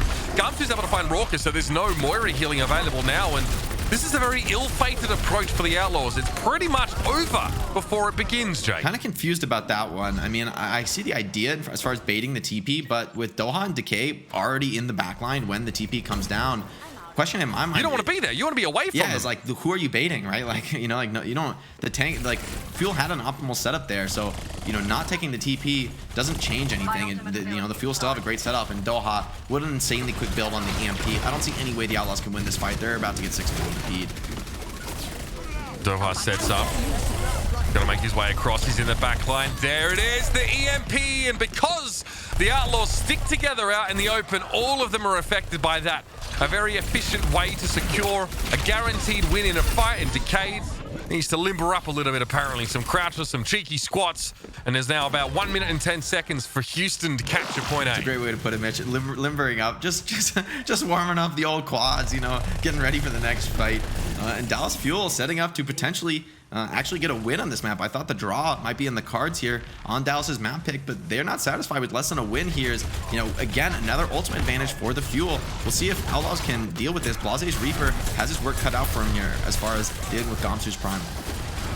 Dante got ruined. He got hacked there, and Close was able just to run him down. Dante was not able to join the rest of the Outlaws inside the safety of this side room because his blink was offline. Now Muma on the Reinhardt. This is kind of frustrating for Ryan. He sort of has to turn around constantly, try and swat Winston's away. But as he does this, the Outlaws are making no progress. They are not advancing towards the point, and the longer that the Outlaws stay in no man's land like this, the easier it is going to be for Decay to pick them off one at a time. Blaze decides that he needs to make a play, so he teleports forward and prepares to drop down to the point, but his presence is known to the Dallas Fuel. Doha stays scarce, and now here is the coalescence. There will be enough time for Decay to come on in here, but Dante will be able to rejoin the fight after getting picked off early. It may not matter though, because Jex is down, and he had sound barrier, Jake. He's lost that as well, and another EMP from Doha onto Muma and Meko, enabling them to eat Raucus alive, and Muma didn't have a chance to use his shatter either. It's a disastrous situation for Houston, who had all the tools they needed, but they lacked, I guess, the opposable thumbs to operate them correctly. I don't know. Either way, Dallas will take their second map in this series. Hanamura goes to the blue. And what can you say other than Decay got a huge carry there on that defense? Not only does he find the openings for his team, but he continues to snowball that advantage. You know, I was going to say, well, it's not such a big deal for Dante to die because his team can move in 5v6, then he can come in effectively as a flanker off the spawn. But Decay recognizes this, you know, being an experienced Tracer player, and he just goes for the spawn camp, and I just don't think Dante's ready for that. I think he just got bursted without being able to get a recall off. So Decay really clutching up for his team, then shutting down Lucio before sound barrier can come out. And Jexa, to his credit, you know, it's like if he drops the sound barrier there, he's just going to get EMP'd. So he kind of has to hold it in reserve. So, but that's why Decay chooses to pressure him, knows that Jexa is caught between a rock and a hard place, and enables the Fuel to get a win on their map pick when it looked pretty dire for them going into that round. Normally you just wait out the EMP, right? As Lucio, you hide away, you wait for the EMP to be used, and then you come out back into the open. There was no time for that for Houston, and there was nowhere to hide because they were approaching the point. Of course, a big shout out to HEB for making the Lone Star Challenge possible. And that Ginger Guy 23 says, just wait until Dante's Tracer/Echo come alive. We've already seen a little bit of that. His Tracer unfortunately got shut down there. T_Mario108 says that, yes, it is time for the Dallas Fuel to show Houston who they are. Now, who are they? Right now, they're 2-1 up, so a very good start for the Dallas Fuel, but this series has all the hallmarks of one that will go all the way. Prinky says he loves his boys a lot, or they love their boys a lot, win or lose. Outlaws have got their heart. And Jake, that is a quality that you find in Houston Outlaws fans. I feel like almost universally. It's, you know, that support of their team through thick and thin. Yeah, there's such a great community of support. I would say behind both of these teams, frankly, like both with really passionate fan bases. That's something that gets referenced a lot when they go up against each other in the Overwatch League and when they go up against other teams. So to see them matched up together is, I think, the perfect scenario, right? You get these two passionate fan bases pitted against one another. And for me, that really is like the point, the ideal of the Overwatch League, right? To get these passionate fans, you know, a lot of them from their home cities cheering for their team, and you know, to have a close series as the format for that fan contest is, I think, just the perfect moment. So really happy to be here, a part of this Lone Star Challenge. Likewise, and you're dead right. Setting these two teams with such incredible fan bases on a collision course is always going to be a recipe for fun. So again, thank you to HEB for making this Lone Star Challenge possible. So that's map number 3 down. The series currently stands at 2-1, favoring the Dallas Fuel. It's a best of 7 though. Many more opportunities for Houston to find maps over the next couple. They will eventually get their pick now, of course, in map number 4, because that's what they fought for. So we'll get to see Houston make their selection. It is going to be Rialto. So when we come back after the break, we'll have a change of pace and a change of scenery. So stick around, ladies and gentlemen. The Lone Star Challenge continues right after these messages.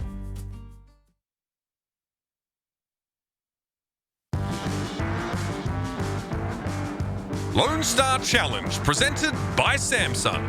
Always gaming, always Texas. Stay connected and stay gaming with the Samsung Galaxy S20 Ultra 5G. Jack Links, proud to be the official protein snack of Team Envy and the Dallas Fuel. Jack Links, feed your wild side.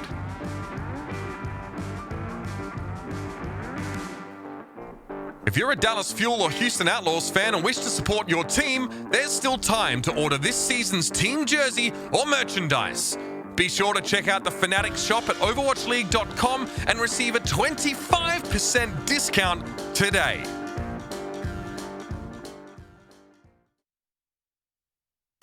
Hey guys, it's Blank from Houston Outlaws, and this is our day with Zenny.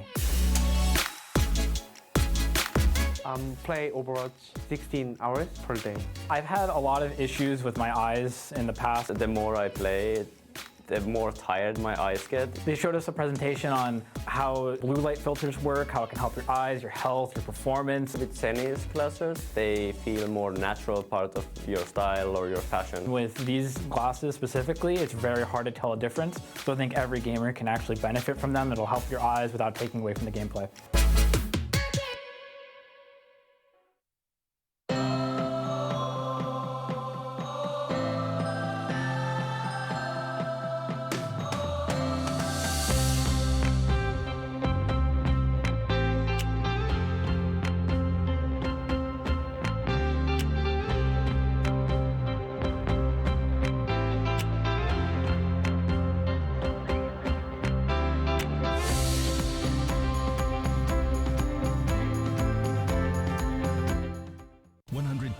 Refresh rate, quad-core processor, 16 gigs of RAM, lag-free 5G, and a battery that won't quit, just like you.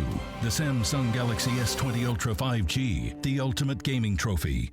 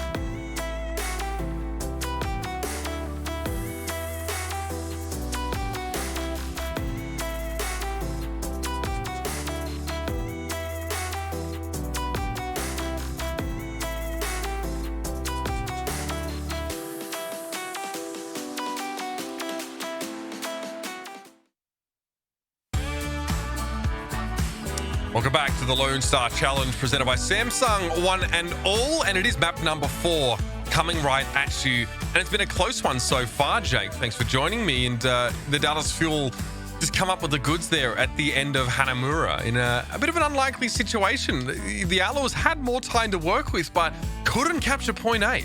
Yeah, it all started with that awkward TP bait the Outlaws went for, looking to not use a teleport. I think that gave Doha a ton of value, and he charged just such an incredibly quick TP. I just don't think the Outlaws were ready for that. Or sorry, EMP. I don't think the Outlaws were ready for that. because when it came down, it hit all 6 members. And when you hit a 6-man EMP and your team just wins the fight off the back of that, usually that means you just have a huge ultimate advantage going forward. And that was exactly the case. So from there, Decay just took over, and Dallas Fuel earned their 2-1 out of this map pick advantage. But, you know, if anything, the Outlaws are not too upset about this, right? Like, coming out with 1 map win out of the 3 Dallas Fuel consecutive map picks. Now they're onto their home map. And, you know, if their last performance on Rialto is anything to go by, this is a comfort map for them. You can see why they chose it. Linkser had a huge performance in the Overwatch League last time he played, though that was against a much weaker opponent in the Titans.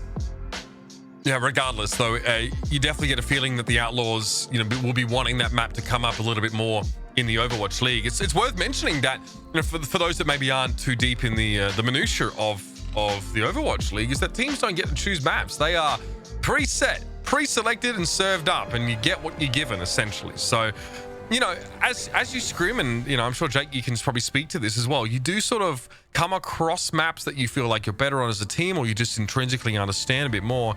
What maps were those, I guess, you know, during your time on the Outlaws? What maps did you really like playing on? For us, I think I always thought Eichenwald was one of our best maps, like Eichenwald, and for quite a time, Junkertown as well. Just maps where I think at that time it was mostly because Linkser was so dominant on Widow, and I could play, you know, Junkrat to my heart's content. So some ideal maps, you know, sort of putting your comfort heroes in their comfort zone as well. I think is really the key as far as having a good map. And as far as this map being good for the Outlaws, there's a lot of situations where you can have a tank really control a front line, and you can have your supports way far back just farming for value very defensively. So I think that'll actually suit the Outlaws quite well on this map. But once again, we see Dallas Fuel picking a very aggressive dive comp, so gonna look to disrupt that backline stability that Linkser, Raucus, and Repel are potentially gonna be relying on. Let's see if Raucus and Repel specifically can hang on there. Mecco will be called on to do a 180 and help them out should he be called upon. Now, Linkser there briefly spots Closer, who's hoping to get some sort of environmental kill pressure going from that spot there. But here's the dive. Dallas are in, and they find Raucus early on. They lose Closer, but Closer was really just the impetus for the Fuel, just to speed them on in there. And now Mecco will try and chase Doha away. Doha definitely swings in through the canals and is in a position now to get healed up and help the rest of his team. They need to get rid of Muma here, who's been looking pretty comfortable. Yeah, Muma was just a huge annoyance on the Orisa, and Muma and Mecco just stuck to the cart. So even as the dive was successful, it still cost the Fuel a ton of HP. So it didn't seem like they were able to really recover after that initial success. And, you know, with that close spawn for the attackers, Raucus gonna switch over to the Brig. Now it's Crimso's Coalescence to start the fight coming in on this next round. Should be a pretty good dive again for the Fuel, but Raucus is ready on the Brig. Yeah, well, the dives here, Raucus is going to have to be there with the stun to prevent the Winston from doing work, but the Coalescence is getting value. Crimso finds 3. Damage and healing, plenty of both there for the Dallas Fuel, and it complements their dive oh so well. It's just Dante left alive, and, well, there's not much he can do until those respawns come back in. Dallas looked a little bit shaky, Jake, but now they can set back up on this high ground and, you know, try and chain more of these dive fight victories together. That's a great use of the coal there, getting a big opening for the Fuel. And, you know, Dallas, they retreat, or sorry, Houston, they retreat back into a corner, into a long sideline where that Coalescence just destroys them all. But now a few more ultimates online for the Outlaws. Should have a moment to attack here. Doha again drops to the pressure from Linkser. Yeah, Decay, though, looking for Repel there. Not nearly enough damage from him. It'll have to be a pulse bomb to give the Fuel any chance of turning this fight in their favor. But that Immortality Field makes a pulse bomb a little bit difficult. Yeah, Decay's looking at Mecco. He wants him bad, but he waited far too long. And in the meantime, Dante was able to cut through 2 Dallas Fuel players. And now Garmsu has to run just to try and keep the card contested. He can't even do that.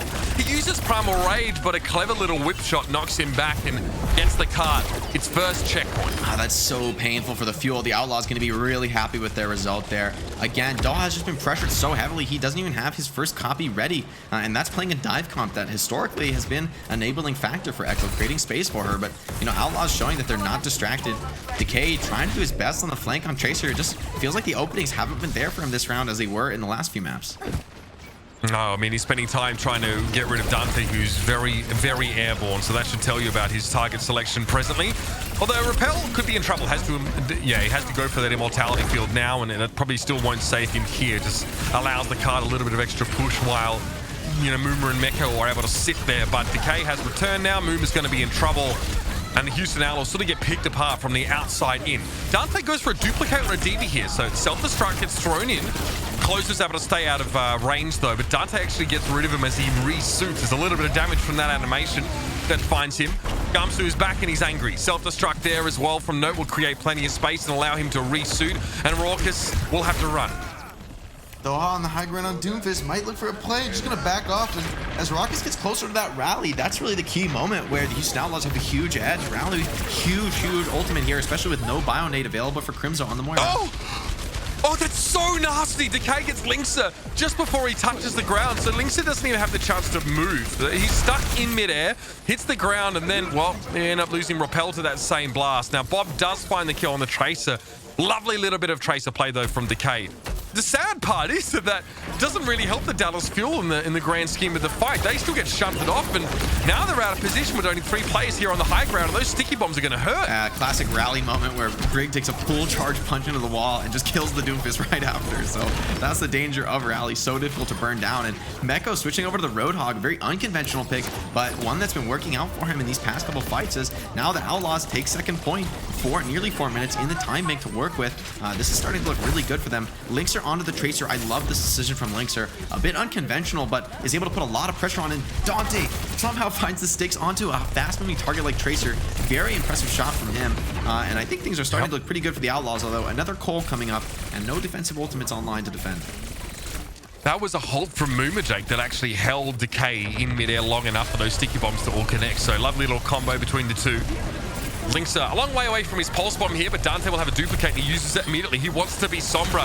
He's going to get an EMP quickly at this rate, but Doha, so clever. He hacks the Sombra duplicate immediately, so Dante can't get an EMP.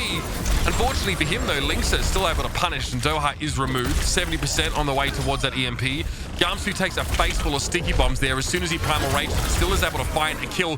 This fight has become really scrappy now, and the Meko on the Roadhog is such a problem for the Winston to deal with. Yeah, this comp with no Ana, Ana's one of the best heroes against Roadhog with Sleep and Bionade both countering Roadhog's heal. But now Crimzo is going to switch over to Ana, but no Nano to work with as he was on Moira previous to this fight. Nice fancy footwork by Dante to get out of that one. Could have been in trouble, and Raucus with the rally could be enough, but Doha's EMP could also win the fight. So this one's going to be all about the ultimate usage as Outlaws look to close out the map. EMP, Doha wants to let this one go early, but he needs to hit as many people as he can, and he's forced to translocate away from the fight early. That gives Raucus time to get his rally in the first place, and he uses it instantly. Now Decay's gone down, and Doha will be ruining a missed opportunity here. He'll go for the EMP, but it only catches Muma, just one target. That's not enough. Crimzo is down, self-destruct thrown into the backside, and yeah, Linksa was able to find that kill. Meko, Muma, everyone sat up on the payload here, and the Dallas Fuel being shoved aside. But Dante, even though he had a bunch of backup, still forced to Decay. Meko's in a great spot here to pressure the shield of Gamsu down. Good biotic grenade connected there by Crimzo, but he lacks teammates to capitalize on that healing shutdown. And now one by one, the Dallas Fuel ought to fall. The Outlaws still have good numbers here on the card. Decay has to slip away for just a moment now, and the whole hog will ensure the Outlaws get across the line with about 91 seconds to spare. Beautiful play by the Houston Outlaws. I think it all started with Linkser winning that fight against Decay's Tracer, something that not many players in the league have been able to do. So I think this was a great switch by Linkser. When he gets that Brig armor, he has a big advantage in the duel, especially Crimzo on the Ana or the Moira. Those support heroes aren't really the best for healing a highly mobile hero like Tracer. So Decay potentially suffering in that matchup because of the choices overall from the comp. And then once the Outlaws get that kill, they just spread out so aggressively, and there's no moment for Doha to find that good EMP. And when it does come in, it's pretty terrible, right? Hitting only Muma, and Muma even gets the fortify off before the EMP actually hits him. So he's a pretty much impossible target to follow up on. And I think when that EMP went sour, that was pretty much the end of it for the Dallas Fuel on that defense. Great work by them as well to not get EMP. That's a tough map to avoid, given that tight choke point on third. Very easy to group up and overextend there. Dallas Fuel going to make a very, very different look right now on offense, but I wonder if this is real. I mean, this would be pretty surprising comp to bring out on Rialto. Pretty awkward comp for the Deathball Rush. And Houston Outlaws, it's time for Linkser to really have his work cut out for him. Linkser and Raucus, on the Ashe Zen, very greedy choices, but if you can't punish them, they're going to pay off big time, especially with this Orisa Sigma front line. Both of them need to be pretty wary, though. If Decay had gone for the Widow, there could have been some some threat there, but it will be Tracer and Sombra for the Dallas Fuel. Both targets that, frankly, Ash has a little bit of difficulty hitting just because of how slippery they are. Tracer even more so. Linkser gets plenty of early damage now, already at about 10% of his ultimate and counting. Yeah, Dynamite is eaten up there. Making sure no explosion on the car. Ooh, what a headshot by Linkser, though. That's so crucial. Pretty much denies any chance at a dive for the Dallas Fuel. Although Decay disagrees. They want to commit anyway. Just go with their existing health pool. Don't need to get healed if you don't take any damage. But Decay instantly bursted. Nice accuracy by Raucus. I think he had to have gotten a headshot there to get that kill so quick. Yeah, Meko as well, pretty forgiving with those hyperspheres based on the small area of effect damage that they do generate. But yeah, I mean, it's 150 health. They just turned on the Tracer and picked her off. And Decay knew that, the Outlaws were aware of his presence there. He went for a bit of a risky play and it didn't pay off. This one did, though. So Doha's able to find Dante, clips his wings and removes him. And now the Fuel can go back to the cart after taking a more circuitous approach. And Doha loves being here. No focus on him. Raucus is low, forces out that immortality field, and that gets hacked immediately. So instead of destroying it much faster if you have a Sombra, just to hack that drone, remove that immortality buff, and now the Dallas Fuel will be on the march with the cart. Yeah, it's so important that the Fuel were able to win that fight without investing in Coalescence, because, here at the end of the first point, tends to be a pretty open sightline, can be a pretty difficult task to avoid a Coalescence, and Raucus has not gotten very much charge on his Transcendence. Difficult to do against a dive comp. Fuel look to get very aggressive. Dante also wants to play just an off angle here. Start off with some of those sticky bombs and capitalize, but Muma and Meko having them fall down so early could be a huge problem, and Dante had no protection. And all the threat was sort of generated by him, so he didn't have enough time to even get a full focusing beam channel. The Outlaws get washed away once more, and the Fuel, 4 minutes and 35 seconds on the clock, and they have Decay embedded deep here. Looking for a pulse bomb just to make it even harder for the Outlaws to get 6 players in position to challenge this next corner. Yeah, and the Outlaws, I think, are really going to be relying on this Transcendence from Raucus, but it's still 40% away, and with the tempo that the Fuel have been playing, I don't really see it coming online this round. Quick EMP from Doha. Yeah, and hit Raucus crucially, so not only is he not generating it, but he lost all of that shield.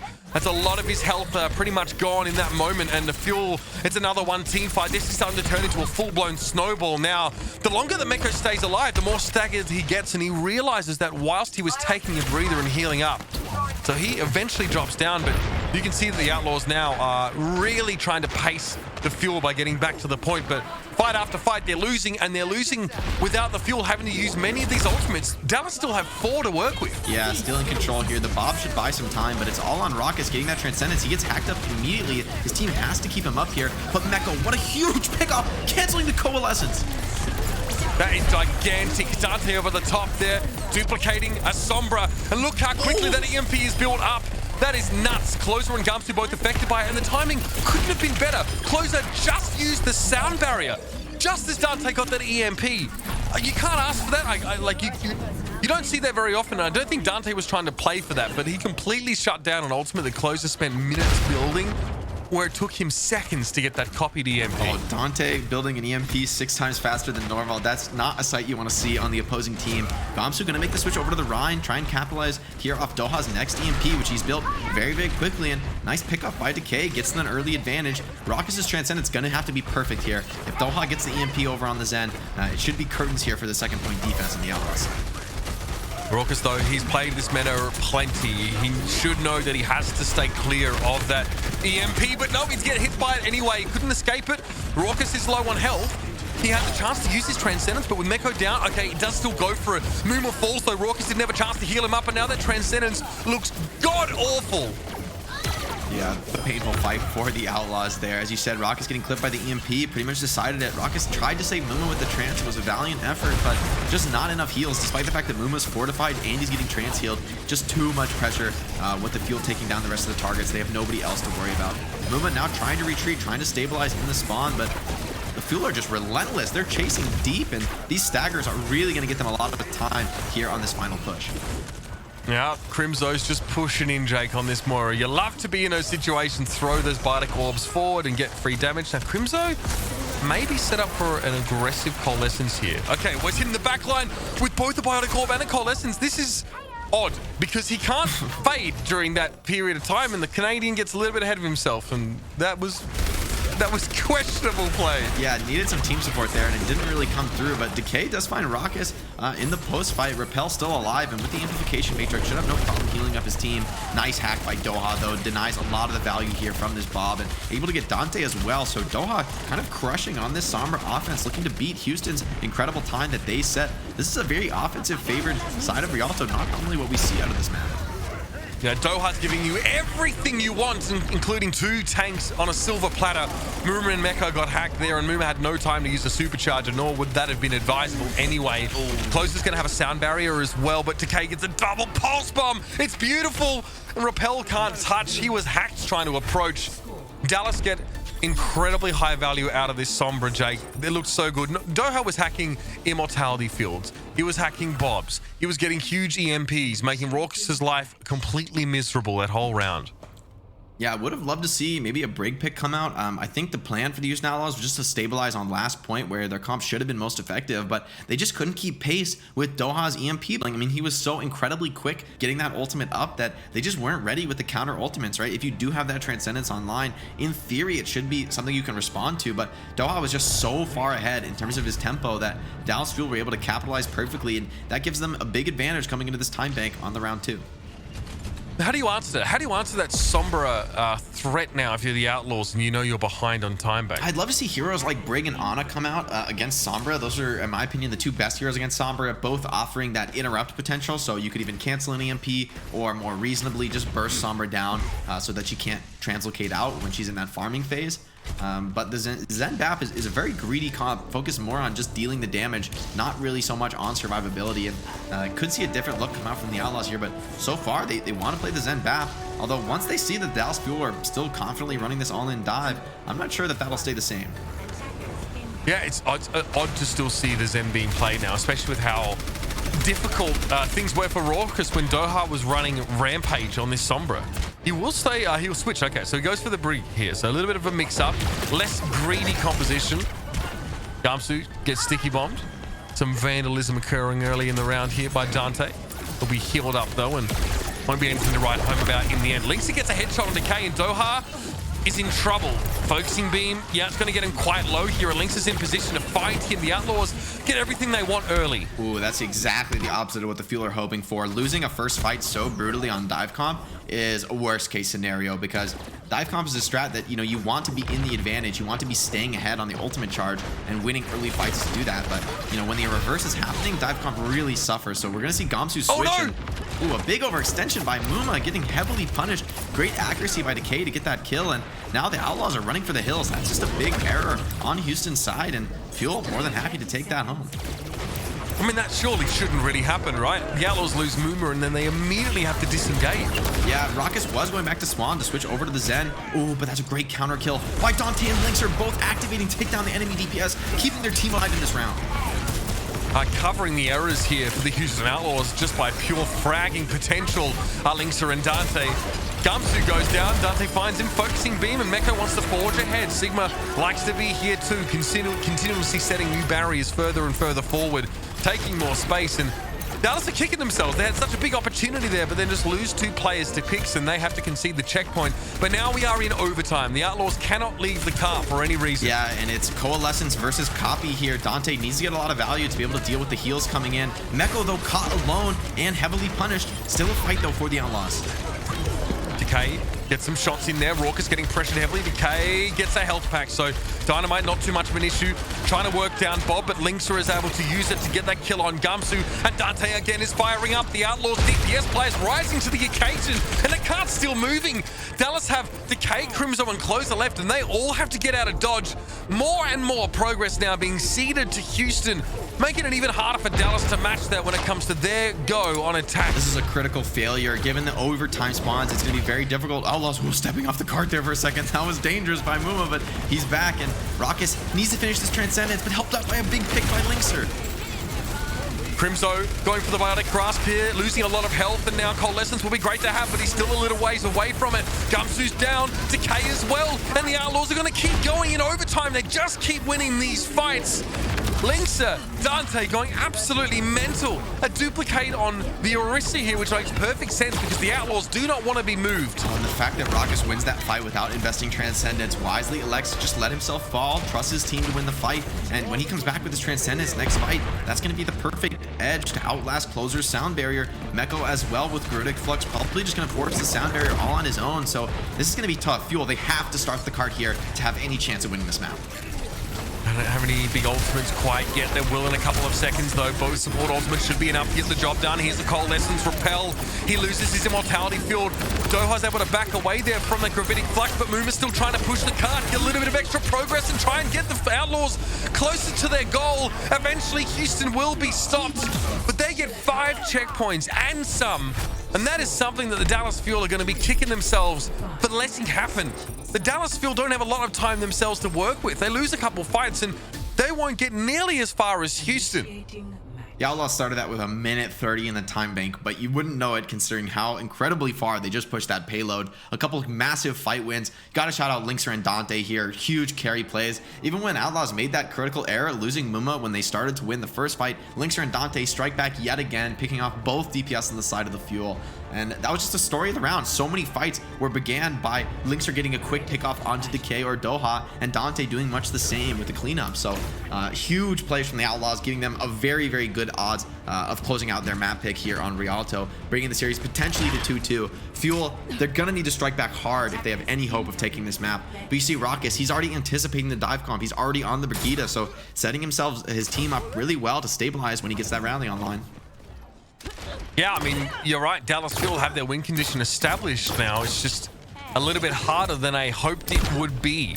We'll have to see now as Dante showing us off a little bit of that golden echo gun, which was quite nice. That's not something we get to see in the league normally. It's a flashy but Houston, look. Yeah, it's very glam, you know what I mean? Yeah. It's like the kind of thing you'd see on like the runway at the Oscars or something like that. Yeah.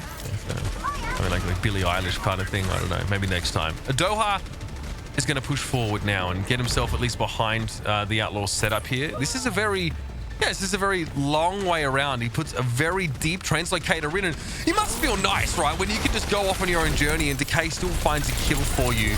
Still more work to be done. Now Doha is in the fight, sees that Immortality Beacon and removes it, but how does Linkser survive the Outlaws that? are so durable. How does Linkser They're so survive? durable here. It's incredible. A lot of healing, I guess. Rourke is getting plenty of Inspire procs there to keep him on up, and Repel, of course, is also there with his secondary fire. Closer down by a whip shot, and this was exactly the situation that Dallas were afraid of. The Houston Outlaws, not only do they stand their ground, but they bite back. Yeah, and despite losing Dante early, which should have been more painful than it was, the Outlaws do great work there. Doha's flank looked good, but just did not pay off at all in the end. And Raucus and Meko close to their ultimates, two very strong ultimates at countering the dive comp. Linkser as well with that Bob. You know, all these things are just going to serve to continue melting down that clock. And, you know, Dallas, they're going to have to make a lot of consecutive fight wins when it comes to overtime here. 1 minute 22 left now. Gumsy tries to drop in once more and almost drops out entirely. Dante is removed, so Decay again, he finds that first pick. Doha no closer to an EMP than he was a couple of moments ago, so not really in a position to do much damage. There's so many shields. Decay has to dodge and weave his way through them to actually ensure that he's doing damage to his target. That Immortality Field really prevented that Pulse Bomb from having much of an impact, but Meko was damaged heavily by it. Now Lynx has dropped to the low ground here, and Gumsu sees a golden opportunity, and no, it's not Lynx's weapon. Gravitic Flux looks like it attempted to be used there. Meko getting one of his own. Laying that one down, and Dante able to burn Crimso down, and this is exactly what Dallas Fuel was scared of. Again, Jake, 35 seconds left in the round, and they really haven't made much progress now. Decay's done well, but Doha just gets his EMP here, and he'll have it, but only for one last fight. Yeah, and you would think the EMP would be enough here, right? So I would say that the Fuel, they should be winning this first fight. They should be getting a little bit of momentum going into overtime. But if that goes bad for them, it's all over here. And think about the immensity of the task in front of them, right? They have to win 4 or 5 fights in a row from this point on. So it's on to Doha here. Let's see if he can open it up well. But instantly decloaked by Meko. No, that's brutal. And that can't happen. That's happened once before to Doha, and the results were devastating. It happened on the defense now. We're going to be in overtime one way or another. Doha is hoping just to try and get as many as he can with this, and he gets 3. Dante copies a Sombra, though. As this happens, he might have an EMP of his own. This could be disastrous for the Dallas Fuel. Yes, the Outlaws have lost Muma. Dante Gets an EMP. Oh no, he actually gets hacked to prevent him from doing that. I think he eventually goes for one, but he was interrupted. Dante over the top now, gets the focusing beam in there, closer, gets rid of Raucus, and Dante eventually is brought down to the ground by the Coalescence, but Lynx is back, or at least he was. He sent the Bob in there, and now the Wrecking Ball joins in. Muma and Bob name a better duo. Note is desuited, and Crimzo has to throw himself at the car just to keep this going, and he can't make it. From the grave, Lynxer gets multiple kills with that Bob, and secures a map win for the Houston Outlaws now. The series is tied at 2-2. Oof. And it seemed like that could have been the Fuel's moment there, but it seems like also a minor play, but it couldn't be more important there with Meko decloaking Doha, canceling out his attempt at going in for the EMP, and just no ability to regroup from that point forward. Doha almost redeemed himself. I think the hack actually canceled Dante's EMP, but just wasn't enough for them to secure the fight win. You know, Bob and that Hammond coming back into the fight, just too difficult to deal with when you're down to those low player counts in the overtime. And that's what it looks like, Jake, when you get your map selection here. The Houston Outlaws really making that one count. And now, our skills challenges will no longer have a bearing on the series as it goes forward. We've had 4 maps. Those 4 map picks were already decided in those last couple of weeks. And now it's just old-fashioned Pound Town. These two teams are going to just be picking whatever maps that they can as the series goes on. I think it's loser pick there, but I'm not entirely certain. But we'll have our play of the game in just a moment here, presented by Favor and HEB, and get to look over some of the moments here on Rialto that kind of define the map for the Outlaws, Jake. Yeah, Dante switching over to the Sombra here. It's such a great moment for Dante, right? So experienced on this hero, and Echo is just the perfect situation, but Doha, what a hack. Imagine if that EMP had come down. I mean, Outlaws do win this fight, but if that EMP had come down, I think it would have been many times more decisive, especially would have forced Closer Sound Barrier quite a few seconds earlier, which seems like a small thing, but actually makes a huge difference at top level play. But nonetheless, Dante still manages to get a ton of value in this fight, still putting out a ton of damage despite the hack coming in from Doha. And, you know, at that point, Lynxer's Bob is pretty much end-all be-all here when Muma's stalling the cart. Yeah, I mean, he gets closer with the coach gun, and then Bob gets 2 kills, or at least, he gets rid of Crimzo, and then Note as he was desuited there. So no real chance for the Tracer. I think we saw Decay trying to run towards the point, but couldn't get there at all. So what an interesting turn of events. We kind of hinted at the start of this whole Lone Star Challenge that there was a good chance it would go very close given the team's recent history playing one another in the Overwatch League. But we're very happy to see that this is in fact the case. So map number 5, it won't be a decided map, but it will put a team on match point. That one is going to be coming up very, very soon. And I'm not even sure who's going to pick it. I assume that Dallas Fuel actually get to select that map.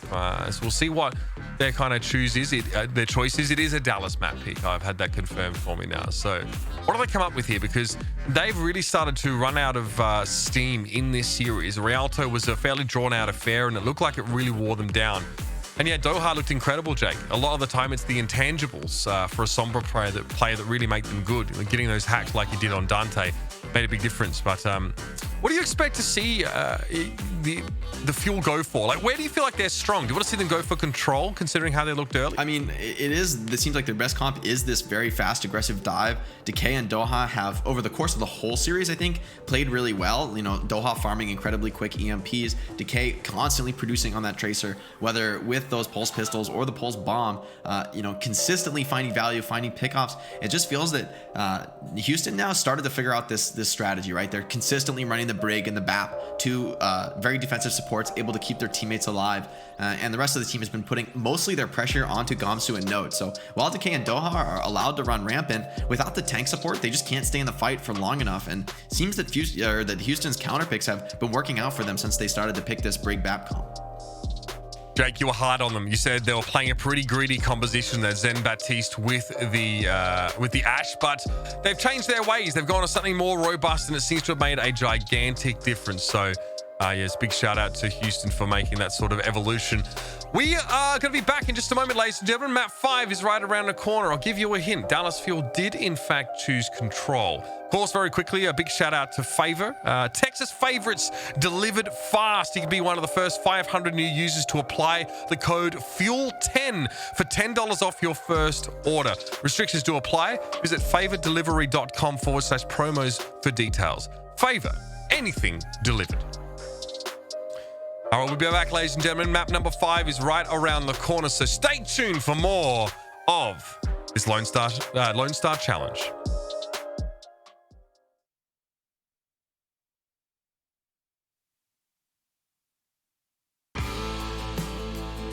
From your favorite Texas restaurants to everyday essentials, get anything you want delivered fast with Favor. Be one of the first 500 new users to apply code FUEL10 for $10 off your first order. Restrictions apply. Visit favordelivery.com/promos for details. Favor, anything delivered. Being a Houston Outlaw requires Raucus to practice for 8 to 10 hours per day. And nothing is better than HEB's delicious meal simples. He eats them every day, and when he runs low, he just goes to his My HEB app, places his order, and heads to HEB. He texts HEB when he arrives, grabs his HEB order, and heads home. Hey, I got food.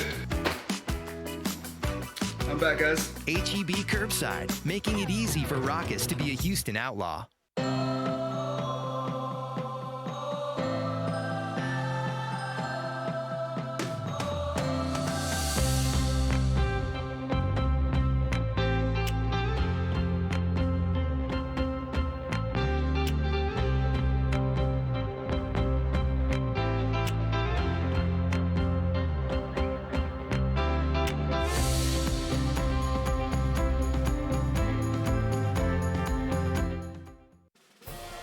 In life, you either eat the protein of Jack Link's steaks made with 100% beef, and you run with Sasquatch, or you run from Sasquatch. 120 Hz refresh rate, quad-core processor, 16 gigs of RAM, lag-free 5G, and a battery that won't quit, just like you. The Samsung Galaxy S20 Ultra 5G, the ultimate gaming trophy.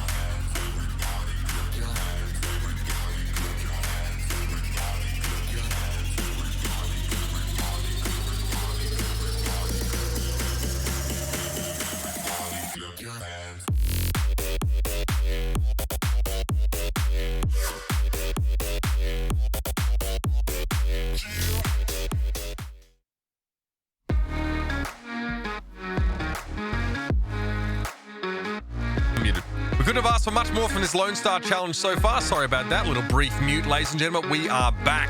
We've had a breather after our first 4 maps in this series, but right now, it looks like the Outlaws have the edge, Jake. You complimented them on their adaptation, bringing more Brigitte play in and making it much harder for the dive of Dallas to have effect. Yeah, what I will say for the Fuel, though, is that going back into this control map type, they were absolutely dominant on Ilios. Gamsu, Decay, and Doha combining up for a truly deadly dive composition. So as we go back to control, the question is, do the Outlaws answer? Does this actually work going onto the control map type, where it's going to be much more difficult to control those flanks? It's going to be way harder to get this backline backline stability that the Outlaws have been relying on. But, you know, as I say that, it's a nice switch. Having Blase and Jexa back in the lineup makes them more confident, I think, in mirroring this dive strategy. You know, Linkster's a player who consistently wants to be playing those backline hit scan heroes, where Blase, quite the opposite, wants to be frontlining, wants to be playing aggressive. And now that he's in to play Echo, Dante can go over to his faithful Tracer and have that true mirror that I think he's been looking for against Decay ever since Hanamura. I feel like this suits the Outlaws' strengths in terms of hero pool much more. Raucus gets to play his vaunted Ana, and Jexa has been incredibly good on both the Lucio and Brigitte so far this season. So the Outlaws should be happy with this. Now, easy flanking is kind of intrinsic to a lot of these control maps, so there will be opportunities for that to happen. But Decay, oh no, he just got sticky bombed and he just saw him drop like a fly. An awful start here for the Fuel. They've lost both their damage dealers, and the Outlaws are definitely going to be starting in control at this point. I mean, everybody's dead and the point's not even open yet. You can't do much better than that. And Jexa as well, getting some tips from Decay, limbering up, you know, ready for the next fight. He's feeling the beat, you know? Yeah, definitely. I think what was really the key there was that Fuel was expecting a Rhine comp. You know, you're going to run Genji and Doomfist, very greedy dive heroes, where against Tracer and Echo, they can't really compete, I think, in terms of mobility and flexibility. So I think that was mostly a strategic mistake from Fuel, predicting the Outlaws to continue on their streak of defensive comps. But now in the dive mirror, Outlaws seem quite confident. All right, let's see what Decay and Doha can do now after switching to Tracer and Sombra again, respectively. So far, not a whole lot. Jexa just runs into Decay, accosts him with a shield bash and forces him to get right the heck out of that fight. 34% and counting, and the brilliant part is here for the Fuel, or for the Outlaws, should I say, is that they can build those ultimates and not be pressured to use them, which sets them up looking really, really good now coming to the next fight. They have a Primal Rage and a Pulse Bomb here. Crimso's Coalescence, Jake, is really going to have to go the distance. Yeah, certainly here, but with Rockness, Bionade, and this map, I think, being a lot more difficult to dive with a Cole, because the defenders can just retreat into these stairways positions and be pretty durable, pretty hard to catch up to with the Coalescence. So we'll see if Crimso's able to get that significant value off of it. Oh, Hydration had to put down a shield immediately to prevent himself from getting hacked. Then he may not have had a chance to use Primal Rage at all. Doha is down though. Blase finds that kill, and every DPS engagement has been going the way of the Outlaws so far. Blase and Dante, you sort of hinted at it. You know, Dante's right where he wants to be on this pick, and Blase is just so good across a multitude of different heroes that Echo suits him, fits him like a glove. Hydration hasn't had to use that Primal Rage yet at all, but it might be time in just a moment here. Gamsu has gone for it first, though. It enables him to get rid of Raucus, but Decay has gone down elsewhere, and Hydration isn't bothered about the Winston right now. He's much more interested in getting rid of Closer, some of these squishier backliners now, and he's going to stick to them like glue. That forces out the sound barrier here, and Jexa's gone down. Yeah, the Outlaws, they are going to commit to this fight with Meko dropping the self-destruct to get back in the suit. Hydration also has Primal if he wants to commit too, so looking to win this 100-0. A very greedy choice for the Outlaws, but it looks to be paying off, as without Crimso, that's all the sustain pretty much gone for the side of the Dallas Fuel, and Doha almost with his first EMP ready, but he's so low, it's going to be hard to find the opening to properly utilize this. Oh, patience though. Look at this patience. Okay, Doha finally gets that EMP, lets it go. It enables him to get just the one kill, but that's not nearly enough. It's only a D-suit for that. And there's no way the Dallas Fuel are going to come back in this round now, and none of their ultimates are getting them any value. Nano boost for Hydration. There's a Coalescence in play for Crimso, but talking about low value now, they get hit with a Biotic Grenade. Raucus punishes that backline, and there was no way, Dallas, we're going to have a chance in that round. And Houston now look like they are really, really fired up. Yeah, Dallas, they've got to be feeling pretty bad after that one. Getting 100-0'd on control is actually pretty unlikely, right? Like, you know, getting 99 and then the enemy team flips, almost always what happens when you get a great start to the round. But to win 100-0 means you're truly dominating your opponents. So the Fuel, despite having early success with this dive comp, it's not working out for them now. And ooh, this is worrisome. Have they lost confidence in the dive? Gonna switch over to a Rhine and Reaper-based strat? It could work here, but if Jex is on the Lucio as well, I do think there's gonna be an advantage here for the Outlaws. Okay, they do switch back to dive. I like this from the Fuel. I don't think Rhine is particularly strong on this map. So it's gonna be mostly the mirror match here. Although Decay with the TP, trying to get his team quick to point, that's gonna give his Ana a potential advantage on the high ground take. So I like this move by the Fuel to make use of this matchup. Doha immediately gets a hack on that mega health pack, so that's tough for Dante, who wants to sort of linger close to that one and benefit from the respawns of that health pack as much as possible. And Crimso gets to go to the high ground here, focusing currently on keeping his tanks up as Gamsu takes a bit of damage there from the sticky bombs. And Crimso won't really be bothered too much now, so he's in a good spot. It's the rest of his team that really has to follow through. They're taking a ton of damage from the Outlaws, though. Decay gets healed up quickly. Note's a little bit low. Gamsu rolls on through after being given that biotic grenade, but Houston start with control of the point. Now Houston are happy to just drag this fight out as long as Dallas want to. Ideally, they want to win it, and that looks more and more likely now with Closer getting burst down by Blase. Oh, and getting control like that, Mitch, it's so deadly because now the Fuel, if they lose this fight, instead of just giving up the flip as they lose, they're going to be so far behind in terms of control percentage. You see it just ticking up and up. And Fuel, they're still trying to fight this one out, down a player. So, electing to go kind of all in here, but we could see a repeat of the last round if the Outlaws are able to get control. And it looks like they are. I mean, Blase has no real contest in the sky dominating, and, Crimso not able to control the high ground any longer. It's a pretty awkward fight for the Fuel, and Outlaws are going to really reap a ton of rewards from this one. Jack, that looks so much worse for Dallas when they lose control of the point early and still commit to this really drawn-out fight, which, by the way, still going. They're still trying to push the point. Essentially, the Outlaws have gained control now, but Gamsu's able to roll through Dante, and that might be a short-lived stint on the point, but they've already got 50%. They already have enough of a lead now to be happy with that first fight. Dallas have faced some ultimates, though. Maybe an EMP from Doha could be good, but it's tough to catch a lot of people in them. As evidenced by that play, Doha will just settle for the front line, and that allows Note to burn hydration down. Yeah, it is going to be a flip of control here for Fuel. This is exactly what they needed to get back into the fight, and committing an EMP, that's to be expected, I would say. Now it's time for the Outlaws to see if they can get a retake. Doha's going to be over onto the Soldier 76, so might be a bit awkward for him. Nano does come in from Crimzo, so Decay has his work cut out for him, but Meko to disrupt. Nano Tracer catches Raucus. Raucus tried to get away from the pulse bomb, but Ana's mobility is one of the lowest in the game, and there's really not much that he could have done. Jumped away, still got taken down, and Decay got that nano boost. It definitely helped his durability there. Not the conventional target for that ultimate, perhaps, but without a Winston in play, Dallas felt that was the best move, and they're up to 33% now. And that's a huge turnaround because Juxa committed his rally to try and win that one out. So the fact that the Outlaws weren't able to win it means they're now facing Closer's massive rally advantage. And that tends to be the most important ult in dive comp. Although Outlaw's going to nano in onto Doha, and he's dropping very low. And he's down. He wasn't able to stay alive for very long. Focusing beam, so punishing when you're low on health. And Dante is getting close to building up that EMP. Hydration did fall to a pulse bomb, and Dante's trying to get a hack on towards Decay. He can't, though. He's forced to translocate out, and the Outlaws don't have control back quite yet. They're trying to wrest it away, but Blase's duplicate is interrupted by Note's self-destruct. Dante, though, is ready for an EMP. If he gets enough room and opportunity to use it, it could be devastating. He lets it go now, and it catches 3. Doha, Decay, and Note, but where's the follow-up? Hydration can't get there. Finally, now he rolls in, but the EMP is already expired. Crimso's able to get the nano boost on towards Note and help the Diva be a bit more aggressive. Dante again looking for another pick, again has to translocate out, and the Fuel are now in control. This is truly an epic recovery by the Fuel, starting off about as bad as you can expect. On that mid-fight, they've had control ever since getting the flip off Doha's EMP, and now Doha on the Soldier 76 getting a ton of value.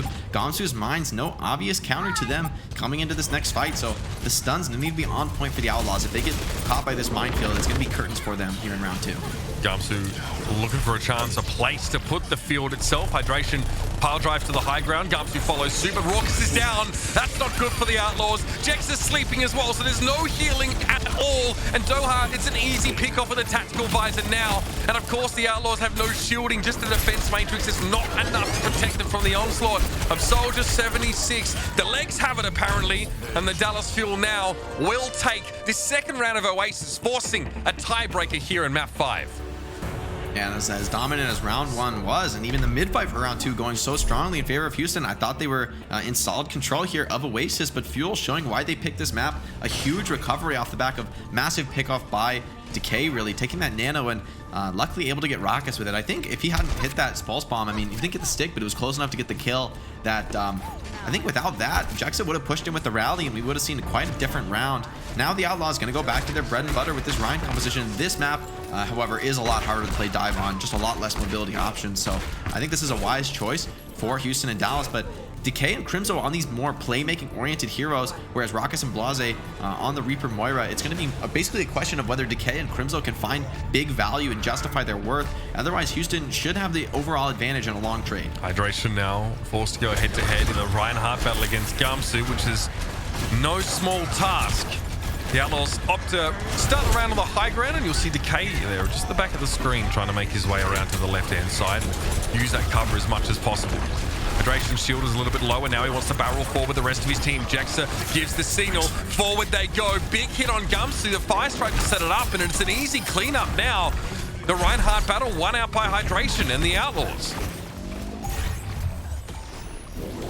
We'll see what they do take control of the point there. It was a nice move, and I think it was mostly set up by the one hero I failed to mention, Meko on the Sigma. This pick actually means that despite running the McCree and the Ana, playing against Sigma means you're pretty much always going to be behind on the spam when Note's on the D.Va. So now Dow's going to switch back to this all-in dive, but very difficult to execute here on this close quarters map. It's a lot easier for a hero like Ryan to control chokes. Gamsu going to take the long road, going to go all the way behind, but Raucus does have the coalescence, so it won't be easy to burst him down this fight. Decay's Pulse Bomb doesn't find anything yet, which is a bit of a worrying sign for the Fuel now.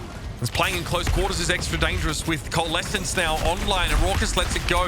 Gumsy's trying to flank, but he's just been kind of struggling to find any opportunity to make a play here. And he may just opt to back away in general. Right now he's trying to disrupt, rolling through. You saw Blase got knocked forward. That was the wrecking ball behind him. Doha duplicating a Reaper here.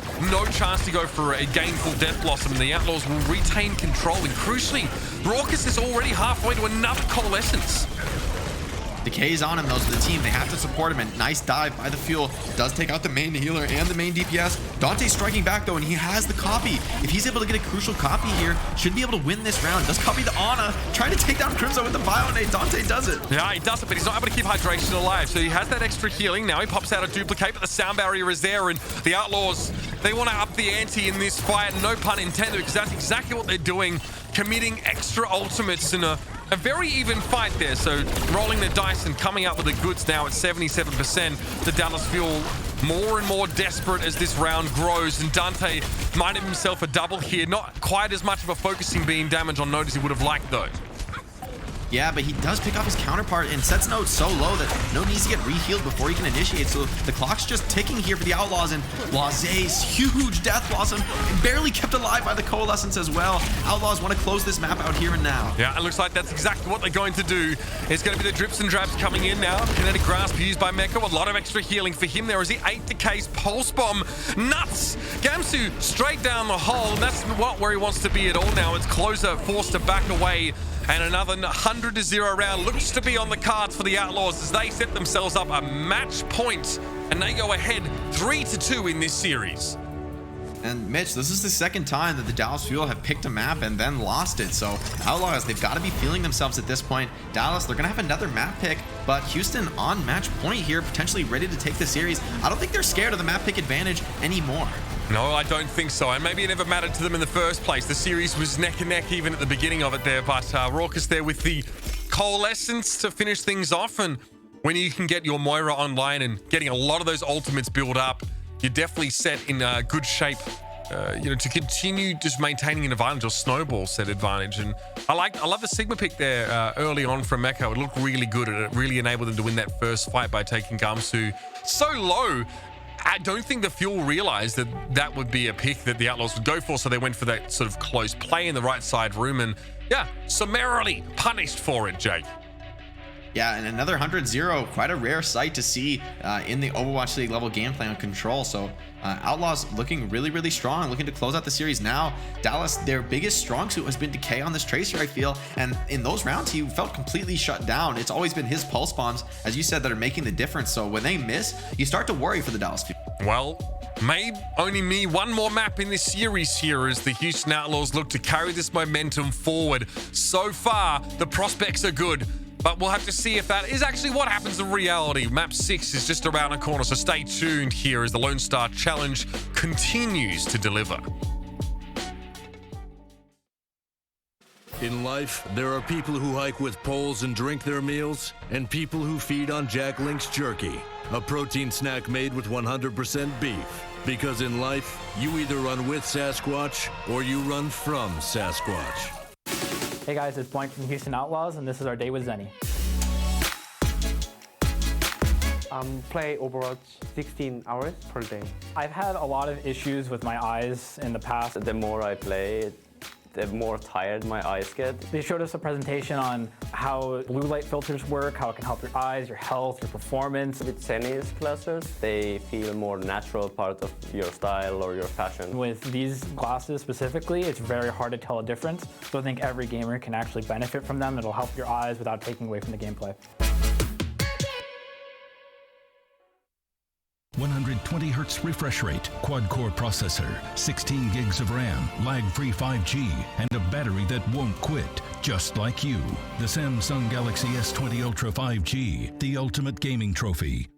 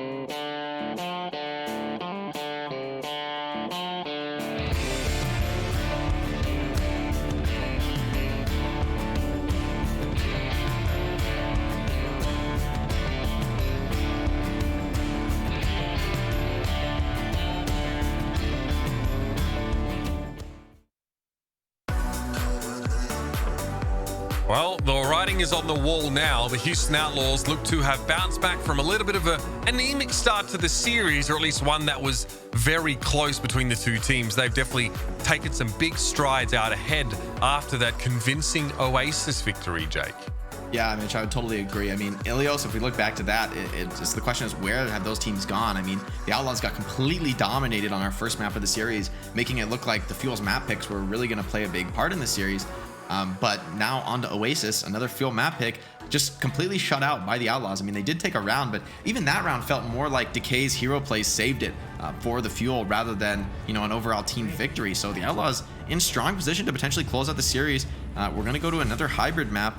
So the question is, you know, do the Fuel have the mental fortitude here? Blizzard World is going to be our 6th map of the series, presumably chosen by the Dallas Fuel. One in which they will seek to try and force a 7th and final map. I mean, it's insane that this series has gone as far as it has here, but these two teams have been locked in these kind of duels over the years, of course, over previous showdowns and also in the Overwatch League. So it's great that we get to see this rivalry revived once more and with such a close result. Both teams are at their best right now, and that's exactly where we want to see them tested. So Blizzard World will see Dallas Fuel start on defense. They're going to be playing that Orisa Sigma composition. A lot of concessions to sort of dive here, Jake, with the Brig, the Ana, of course, mixed in there with Orisa. Yeah, the Brig is going to give a lot of power to Doha in terms of taking those armor packs into the duel with Dante. But the Bap Zen for the Outlaws is going to give them a big edge in the shield trade. So the defenders, I think, are going to have to be the ones actually getting aggressive, which is not exactly the scenario you want to be in on defense. You want to be able to hold that ground, but you can see how quickly their shields are falling to that added pressure from Raucus and Repel. Yeah, you called it a greedy composition on Rialto, but here when Dallas Fuel are really trying to batten the hatches as much as they can, it gives the Outlaws just the edge in damage trades and means that those Dallas Fuel shields don't last nearly as long as Houston's. Let's see if it works though. Raucus takes a big hit and has to sort of break line of sight for a moment now, and that's a nice little Holt accretion combo that forces Node immediately into a kinetic grasp, and Gumsu's a little bit low. He needs to be healed up, and Crimzo trying to do just that. Goes for a nano boost, and that may have just been to get the bulk burst healing onto the Orisa as Gumsu was getting low. It's a big nade onto Raucus though, but the kills are still coming in for the Outlaws. They're doing a great job with their shields, protecting those low HP supports. Nice work by Hydration and Meko, and here we see the damage advantage really coming to bear. You know, as soon as Note has to use that that kinetic grasp, he falls so far behind in the damage trade because although you're protecting yourself with a kinetic grasp, you're not continuing to put out damage, you're not farming your ultimate, and that's why we see Crimzo make the switch over to the Zen, closer to the BAP. They're gonna mirror, but now they're behind on the ultimates, and Houston just have to keep the snowball rolling. I mean, it never feels good, right? Having to copy the enemy composition, but one fight late and one fight behind in terms of ultimate generation.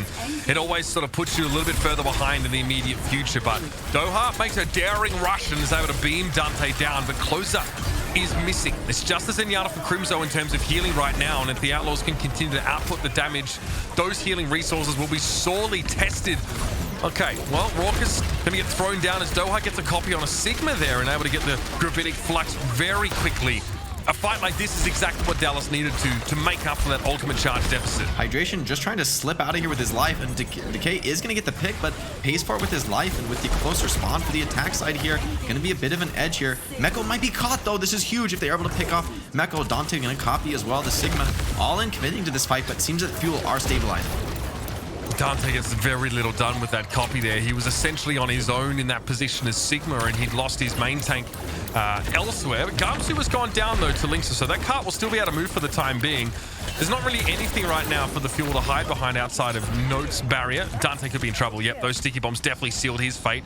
Doha found him at half health and managed to get the assassinate.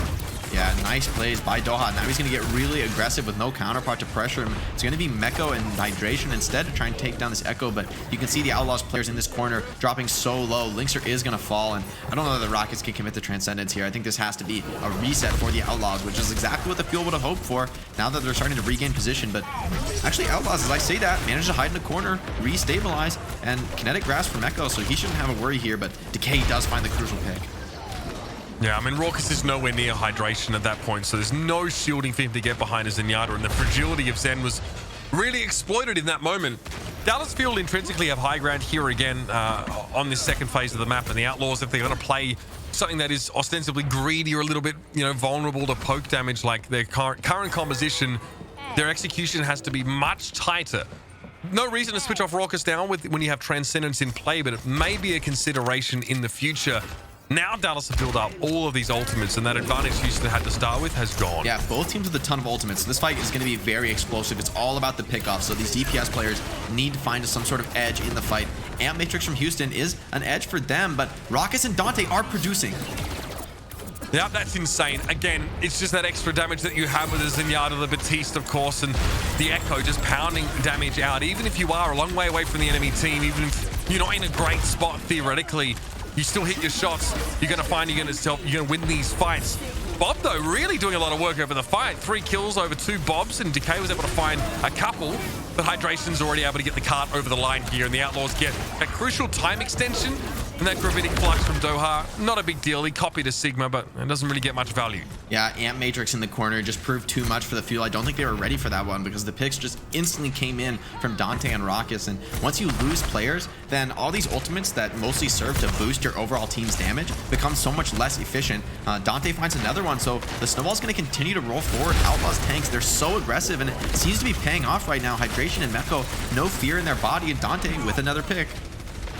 Yeah, the Outlaws' progress is coming in short bursts right now, but it's been effective in keeping them close to the end of the map with plenty of time left. Gumsu, that is just a gambit. It's a risk he takes. He's trying to burn Raucus down, and even as fragile as Zenyatta is, it's not easy for Orisa to take responsibility for solo kills like that. She's durable, but not exactly an assassin. Nice little air shot heal by Repel there onto Dante. A small thing, but a little bit difficult to do in a lot of circumstances. Great copy onto the Sigma, though, potentially going to be able to defend his team here. And he goes back in to fight Decay once again on the flank. If Dante can find his kinetic grasp here, it could be big, but no, the picks are coming the way of the fuel. This supercharger from Gamsu is just too much value. Yeah, finally the fuel stopped the Outlaws down once more. Houston, though, maybe not too bothered. They do have 2 support ultimates, crucially, one of them being Transcendence, a nice team-wide heal to come back in with. So they do have the tools. So it's going to be a matter now of breaking their way through. Now, they don't have to play from the low ground like they have on the last 2 points of the map. So that definitely is going to help them, especially with making it harder to hit Raucus in general. They need to get the Zenyatta in position to get a good Transcendence and let them brawl a little bit here. Yeah, nice flank by Note. He is going to pick up everyone here, but perfect immortality drone by Repel. This is amazing, keeping everybody alive. Only Bob drops, but Outlaw's not worried about that. They bought the time they needed to survive that crucial ultimate. Still Transcendence online for Raucus, but he doesn't want to commit it. He is going to be forced to, though. Yeah, I think he saw the sticky bombs come in. I wasn't sure if he'd be able to survive it. But now with that Transcendence in play, where's the rest of the follow-up? Gamsu gets thrown up, and the Gravitic Flux for Meko. He gets Doha and Crimzo. Harder to see because they were around the corner, but still kills confirmed. And this latest high-profile signing for the Houston Outlaws is starting now to really show up in these games. Now Meko can push forward. There's still a minute and 14 seconds left in the round. He strikes off the sticky bombs, not too bothered. Here comes Gamsu, sets a barrier up, but that's going to be broken in a matter of moments, and the Orisa can't stand up to the scrutiny without the shield. Decay wants to flank. He's looking for a pick on Dante, and he finds it. Will that be enough to slow the Outlaws down now? They have 5 players and a supercharger, so plenty of extra damage, and Meko is playing very aggressively towards Doha, who won't have a chance to get Gravitic Flux at this rate. Yeah, I don't think there's any way for Fuel to get back into this unless Decay can somehow come up huge, but Linkser wins the duel, is going to die to the Dynamite, but as you said, huge player add for the Outlaws. They're looking to cap this with some extra time. Few picks do come in, but spawns few and far between here for the defenders as Outlaws capping Blizzard World 30 seconds. That's an above average push. I mean, this is a map that we rarely see finished by attackers, so Outlaws, I think they're going to be very happy with this one, going to feel confident in closing out the series right here. I mean, you're absolutely right. In the Overwatch League, we often see teams stop in that second phase of the map here. Blizzard World is really long, it's treacherous, and it's hard for attackers to make significant progress, but Houston should definitely be pleased being able to make such a quick attack on point A and then, you know, burst through point B towards the end of a little bit of a hold. So confidence should be brimming for them right now, especially with Meko starting to fire up on that Sigma in a big way. And here it is, pound for pound. We saw a couple of different compositions earlier on in the series, but now that teams are playing essentially a mirror, the Outlaws look more comfortable and they look more effective across many of these picks. Dallas now will opt to try and go with a Zenyatta approach, but Crimzo, well, I'm sure he's aware of the risk that this entails. Yeah, and it's a bit more of a balanced support selection from the Outlaws. Now on the defense, they pick the Batiste for some shield damage in the potential for the attackers to run an Orisa comp, and they also pick a Brig so that, you know, if the Dallas go back to their tried and true dive comp, that they do have that durable support. You know, Raucus has probably some traumatic memories from Rialto, the amount of pressure he experienced on the Zenyatta, but if Dallas go for the Bab Zen, they'll have an advantage in the shield trade, albeit a smaller one than the Outlaws were working with on their turn to attack. So we'll have to see if Dallas can repeat that quick take on point A. I think that has to be the start of a successful attack round here if Dallas want to finish this map with as much time as Houston were able to. Houston, even though they got a quick take on point A, weren't able to snowball, so Dallas still have, you know, done themselves a service by, you know, stretching this one out and having only 30 seconds left on the clock for Houston timemate wise, but they now need to sort of follow up on that defensive effort. They have essentially a win condition is not set yet. They need to finish the map before they think about trying to win it, and that is not an easy thing. So they'll play safely from afar for the time being, get up close, and here's that shield trade that, you know, you expect Dallas to win out on with the Zenyatta. Yeah, we'll see if they're able to get value, and there they are. Decay finding a pickoff, so now the trade heavily in favor of the attackers. Linkser strikes back, though, even things up, so still a fight here. Doha on this flank, though, he could get a ton of value. He's not scouted, and Linkser's caught all alone. Yeah, and that's all you need. Your combo can actually burn down even the largest of targets in a matter of seconds if you can get the drop on people. Repel going very low there to those sticky bombs, and the Outlaws are in a tough spot. They get note at least. Repel is down, so it's just repair pack healing. But Dante's returned to the fight. Meko buys a lot of time and has a lot of people sort of turning their attention towards him. But that immortality field makes it really hard now. The Outlaws are already low on personnel, and being unable to kill their targets doesn't make life any easier. Decay, so many headshots. He's so deadly in these engagements, really being that superstar that the Fuel need him to be in this moment. Rocket's going to switch over to the Zen, and although he's behind in the Transcendence charge, I think it's going to be really impactful that Repel was holding on to that amplification matrix. Dante barely slips out with his life there, though. Yeah, that full burst combo from Meko is so filthy. But Decay's gone down. Meko able to get rid of a key damage dealer here, and Doha has to flank and make another play, but he's low and down. Hydration picks him off. Despite the Discord orb, Hydration shrugs off the damage and pushes up, and here's a good chance for the Outlaws to actually continue to force Dallas to play in this choke.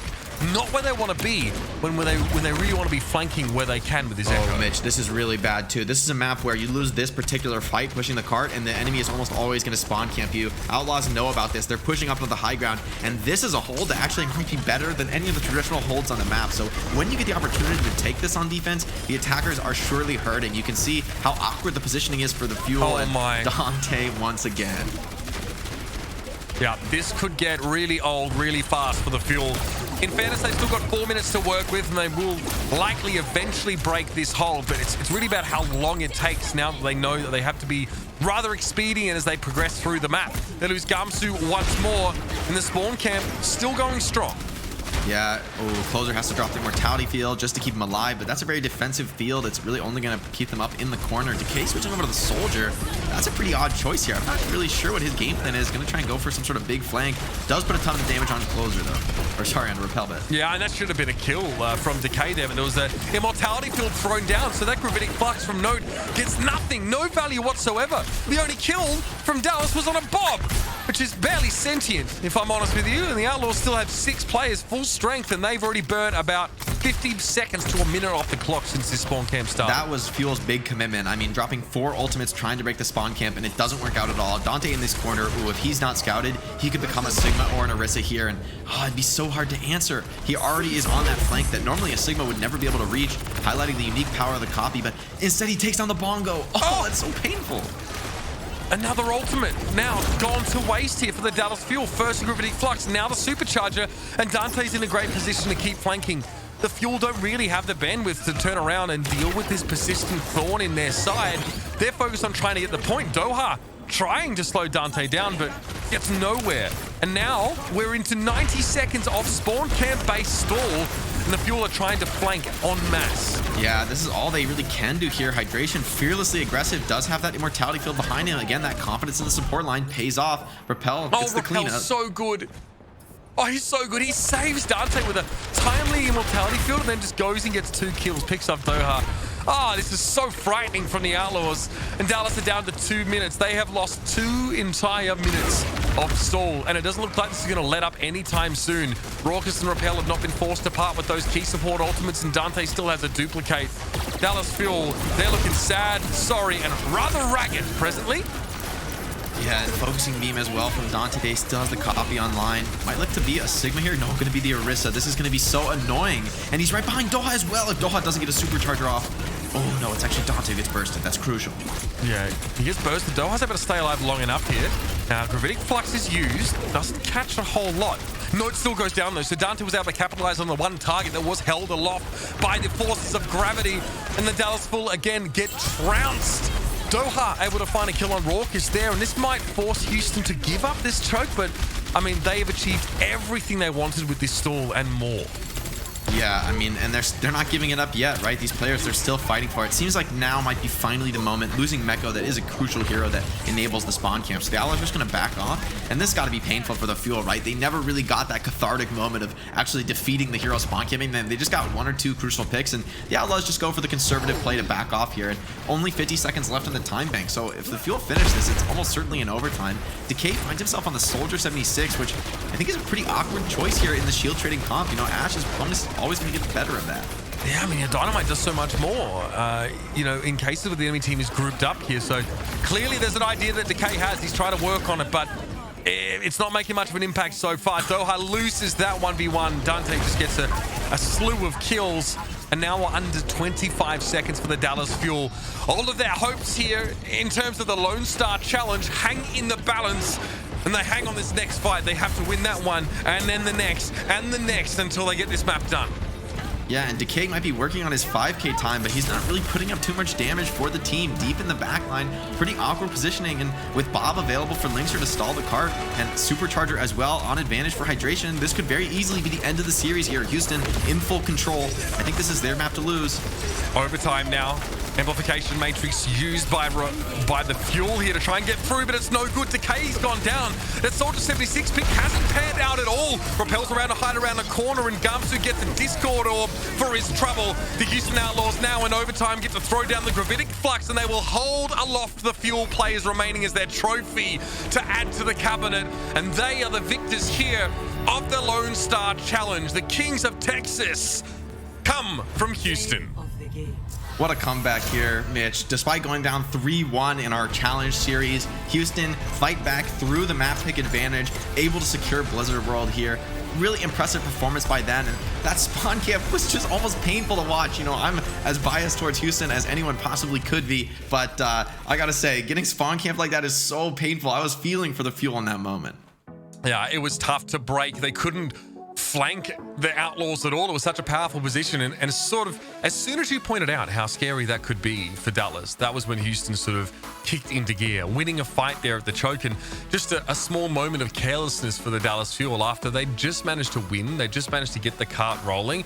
But I think, Jake, as we look back now, you know, this is a series played without hero pools. This will also be mirroring the scenario at the end of the Overwatch League May Melee, right? The tournament's going right now. So things look very good for Houston. They have a composition they feel very comfortable with. Dallas, you know, in theory, we're looking like one of the top teams in the region right now, and the Outlaws are actually close towards the bottom of the standings as far as this month has gone. But we might see those results completely subverted now, now that we have crowned our champions of Texas heading into the end of the Overwatch League month. Yeah, I definitely agree. Dallas, they're hurting at this moment. And, you know, for the Houston Outlaws, great looks from them. We saw tons of different roster looks. We saw Raucus and Repel. We saw Jexa and Repel, Raucus and Jexa. So we saw tons of different support looks. We saw Muma and Hydration sharing time on the main tank role, both of whom look good. And then as well, the DPS not seeming versatile as well, which is something we expected from the Outlaws. But I think the other two categories were a big surprise to me. So the fact that Outlaws have been able to utilize this larger roster, that's something that we've only really seen from the very best teams in the Overwatch League thus far. Whereas Fuel were just confident in their 6, but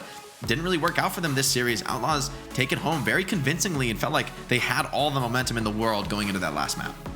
Yeah, bottom line is, if you're a fan of Texas Overwatch League teams, then you have a reason to be optimistic either way. But even more so, if you're a fan of the Houston Outlaws, our victors today. I want to take this opportunity as well to give a huge thank you to our sponsor Samsung for making this Lone Star Challenge possible. Thank you for partnering along with this initiative and helping to shine a light on some of this fantastic talent out of Texas's Overwatch League teams. It's always a pleasure here to jump in and cast them as they go head to head. We get to put them through their paces in a very specific way. And there really can be no doubt now after this that we have emerged with a guaranteed and true victor in the Outlaws. So big shout out to the Houston organization who, you know, honestly, times have been a little bit tough for them, very up and down, and had to form essentially the core of a new team coming into this year. But a lot of those investments, those trades have paid off for them, and the future is looking quite bright for them, Jake. Any closing remarks you wanted to make here before we wrap up here? Well, I just have to say thank you to both teams for participating, giving it your all. This was a series that didn't disappoint. We saw it go both ways. You know, the Fuel took an early lead. I thought very realistically they could have closed out this, especially after Hanamura coming back from a big deficit to win that map. But Houston dug their heels in, held down the fort, and this new roster for Houston, as you said, is looking deadly. The pickups look great. Coaching looks great. So props to Harsha as well, the coaching staff for the Outlaws, seeming very on point right now, ready to take on this post-hero pool situation. Now, very quickly, if you are a local to the Texas region and you've either interested in or have been watching the docuseries that's running parallel to this event on TV, Well, you should be tuning in, of course, if you're in Dallas to WFAA 8 or KHOU 11 in Houston at noon on Saturday, fittingly enough, of course, for the final episode of the docuseries on the Lone Star Challenge. Get a behind-the-scenes look at how these teams have gone through this process, this rigorous testing of a multitude of different tasks, and get some insights, some interviews from the players, bonus content, and really helping the immersion with this whole process. So quite impressive stuff here from both of our Texas teams, but ultimately it is the Houston Outlaws that triumph. 3 whole weeks we played these matches over here. Been an absolute pleasure to be here, of course. My name is Mitch Leslie with Jake Lyon, of course, formerly of the Houston Outlaws. What a great chance to get to see some of our best teams in the Overwatch League go head-to-head over these last few weeks. And whether a Houston Outlaws or a Dallas Fuel fan, you should feel confident about the future for these two teams in the Overwatch League. Texas is rising. Stay tuned for more, of course, from these two rosters, and thank you for watching.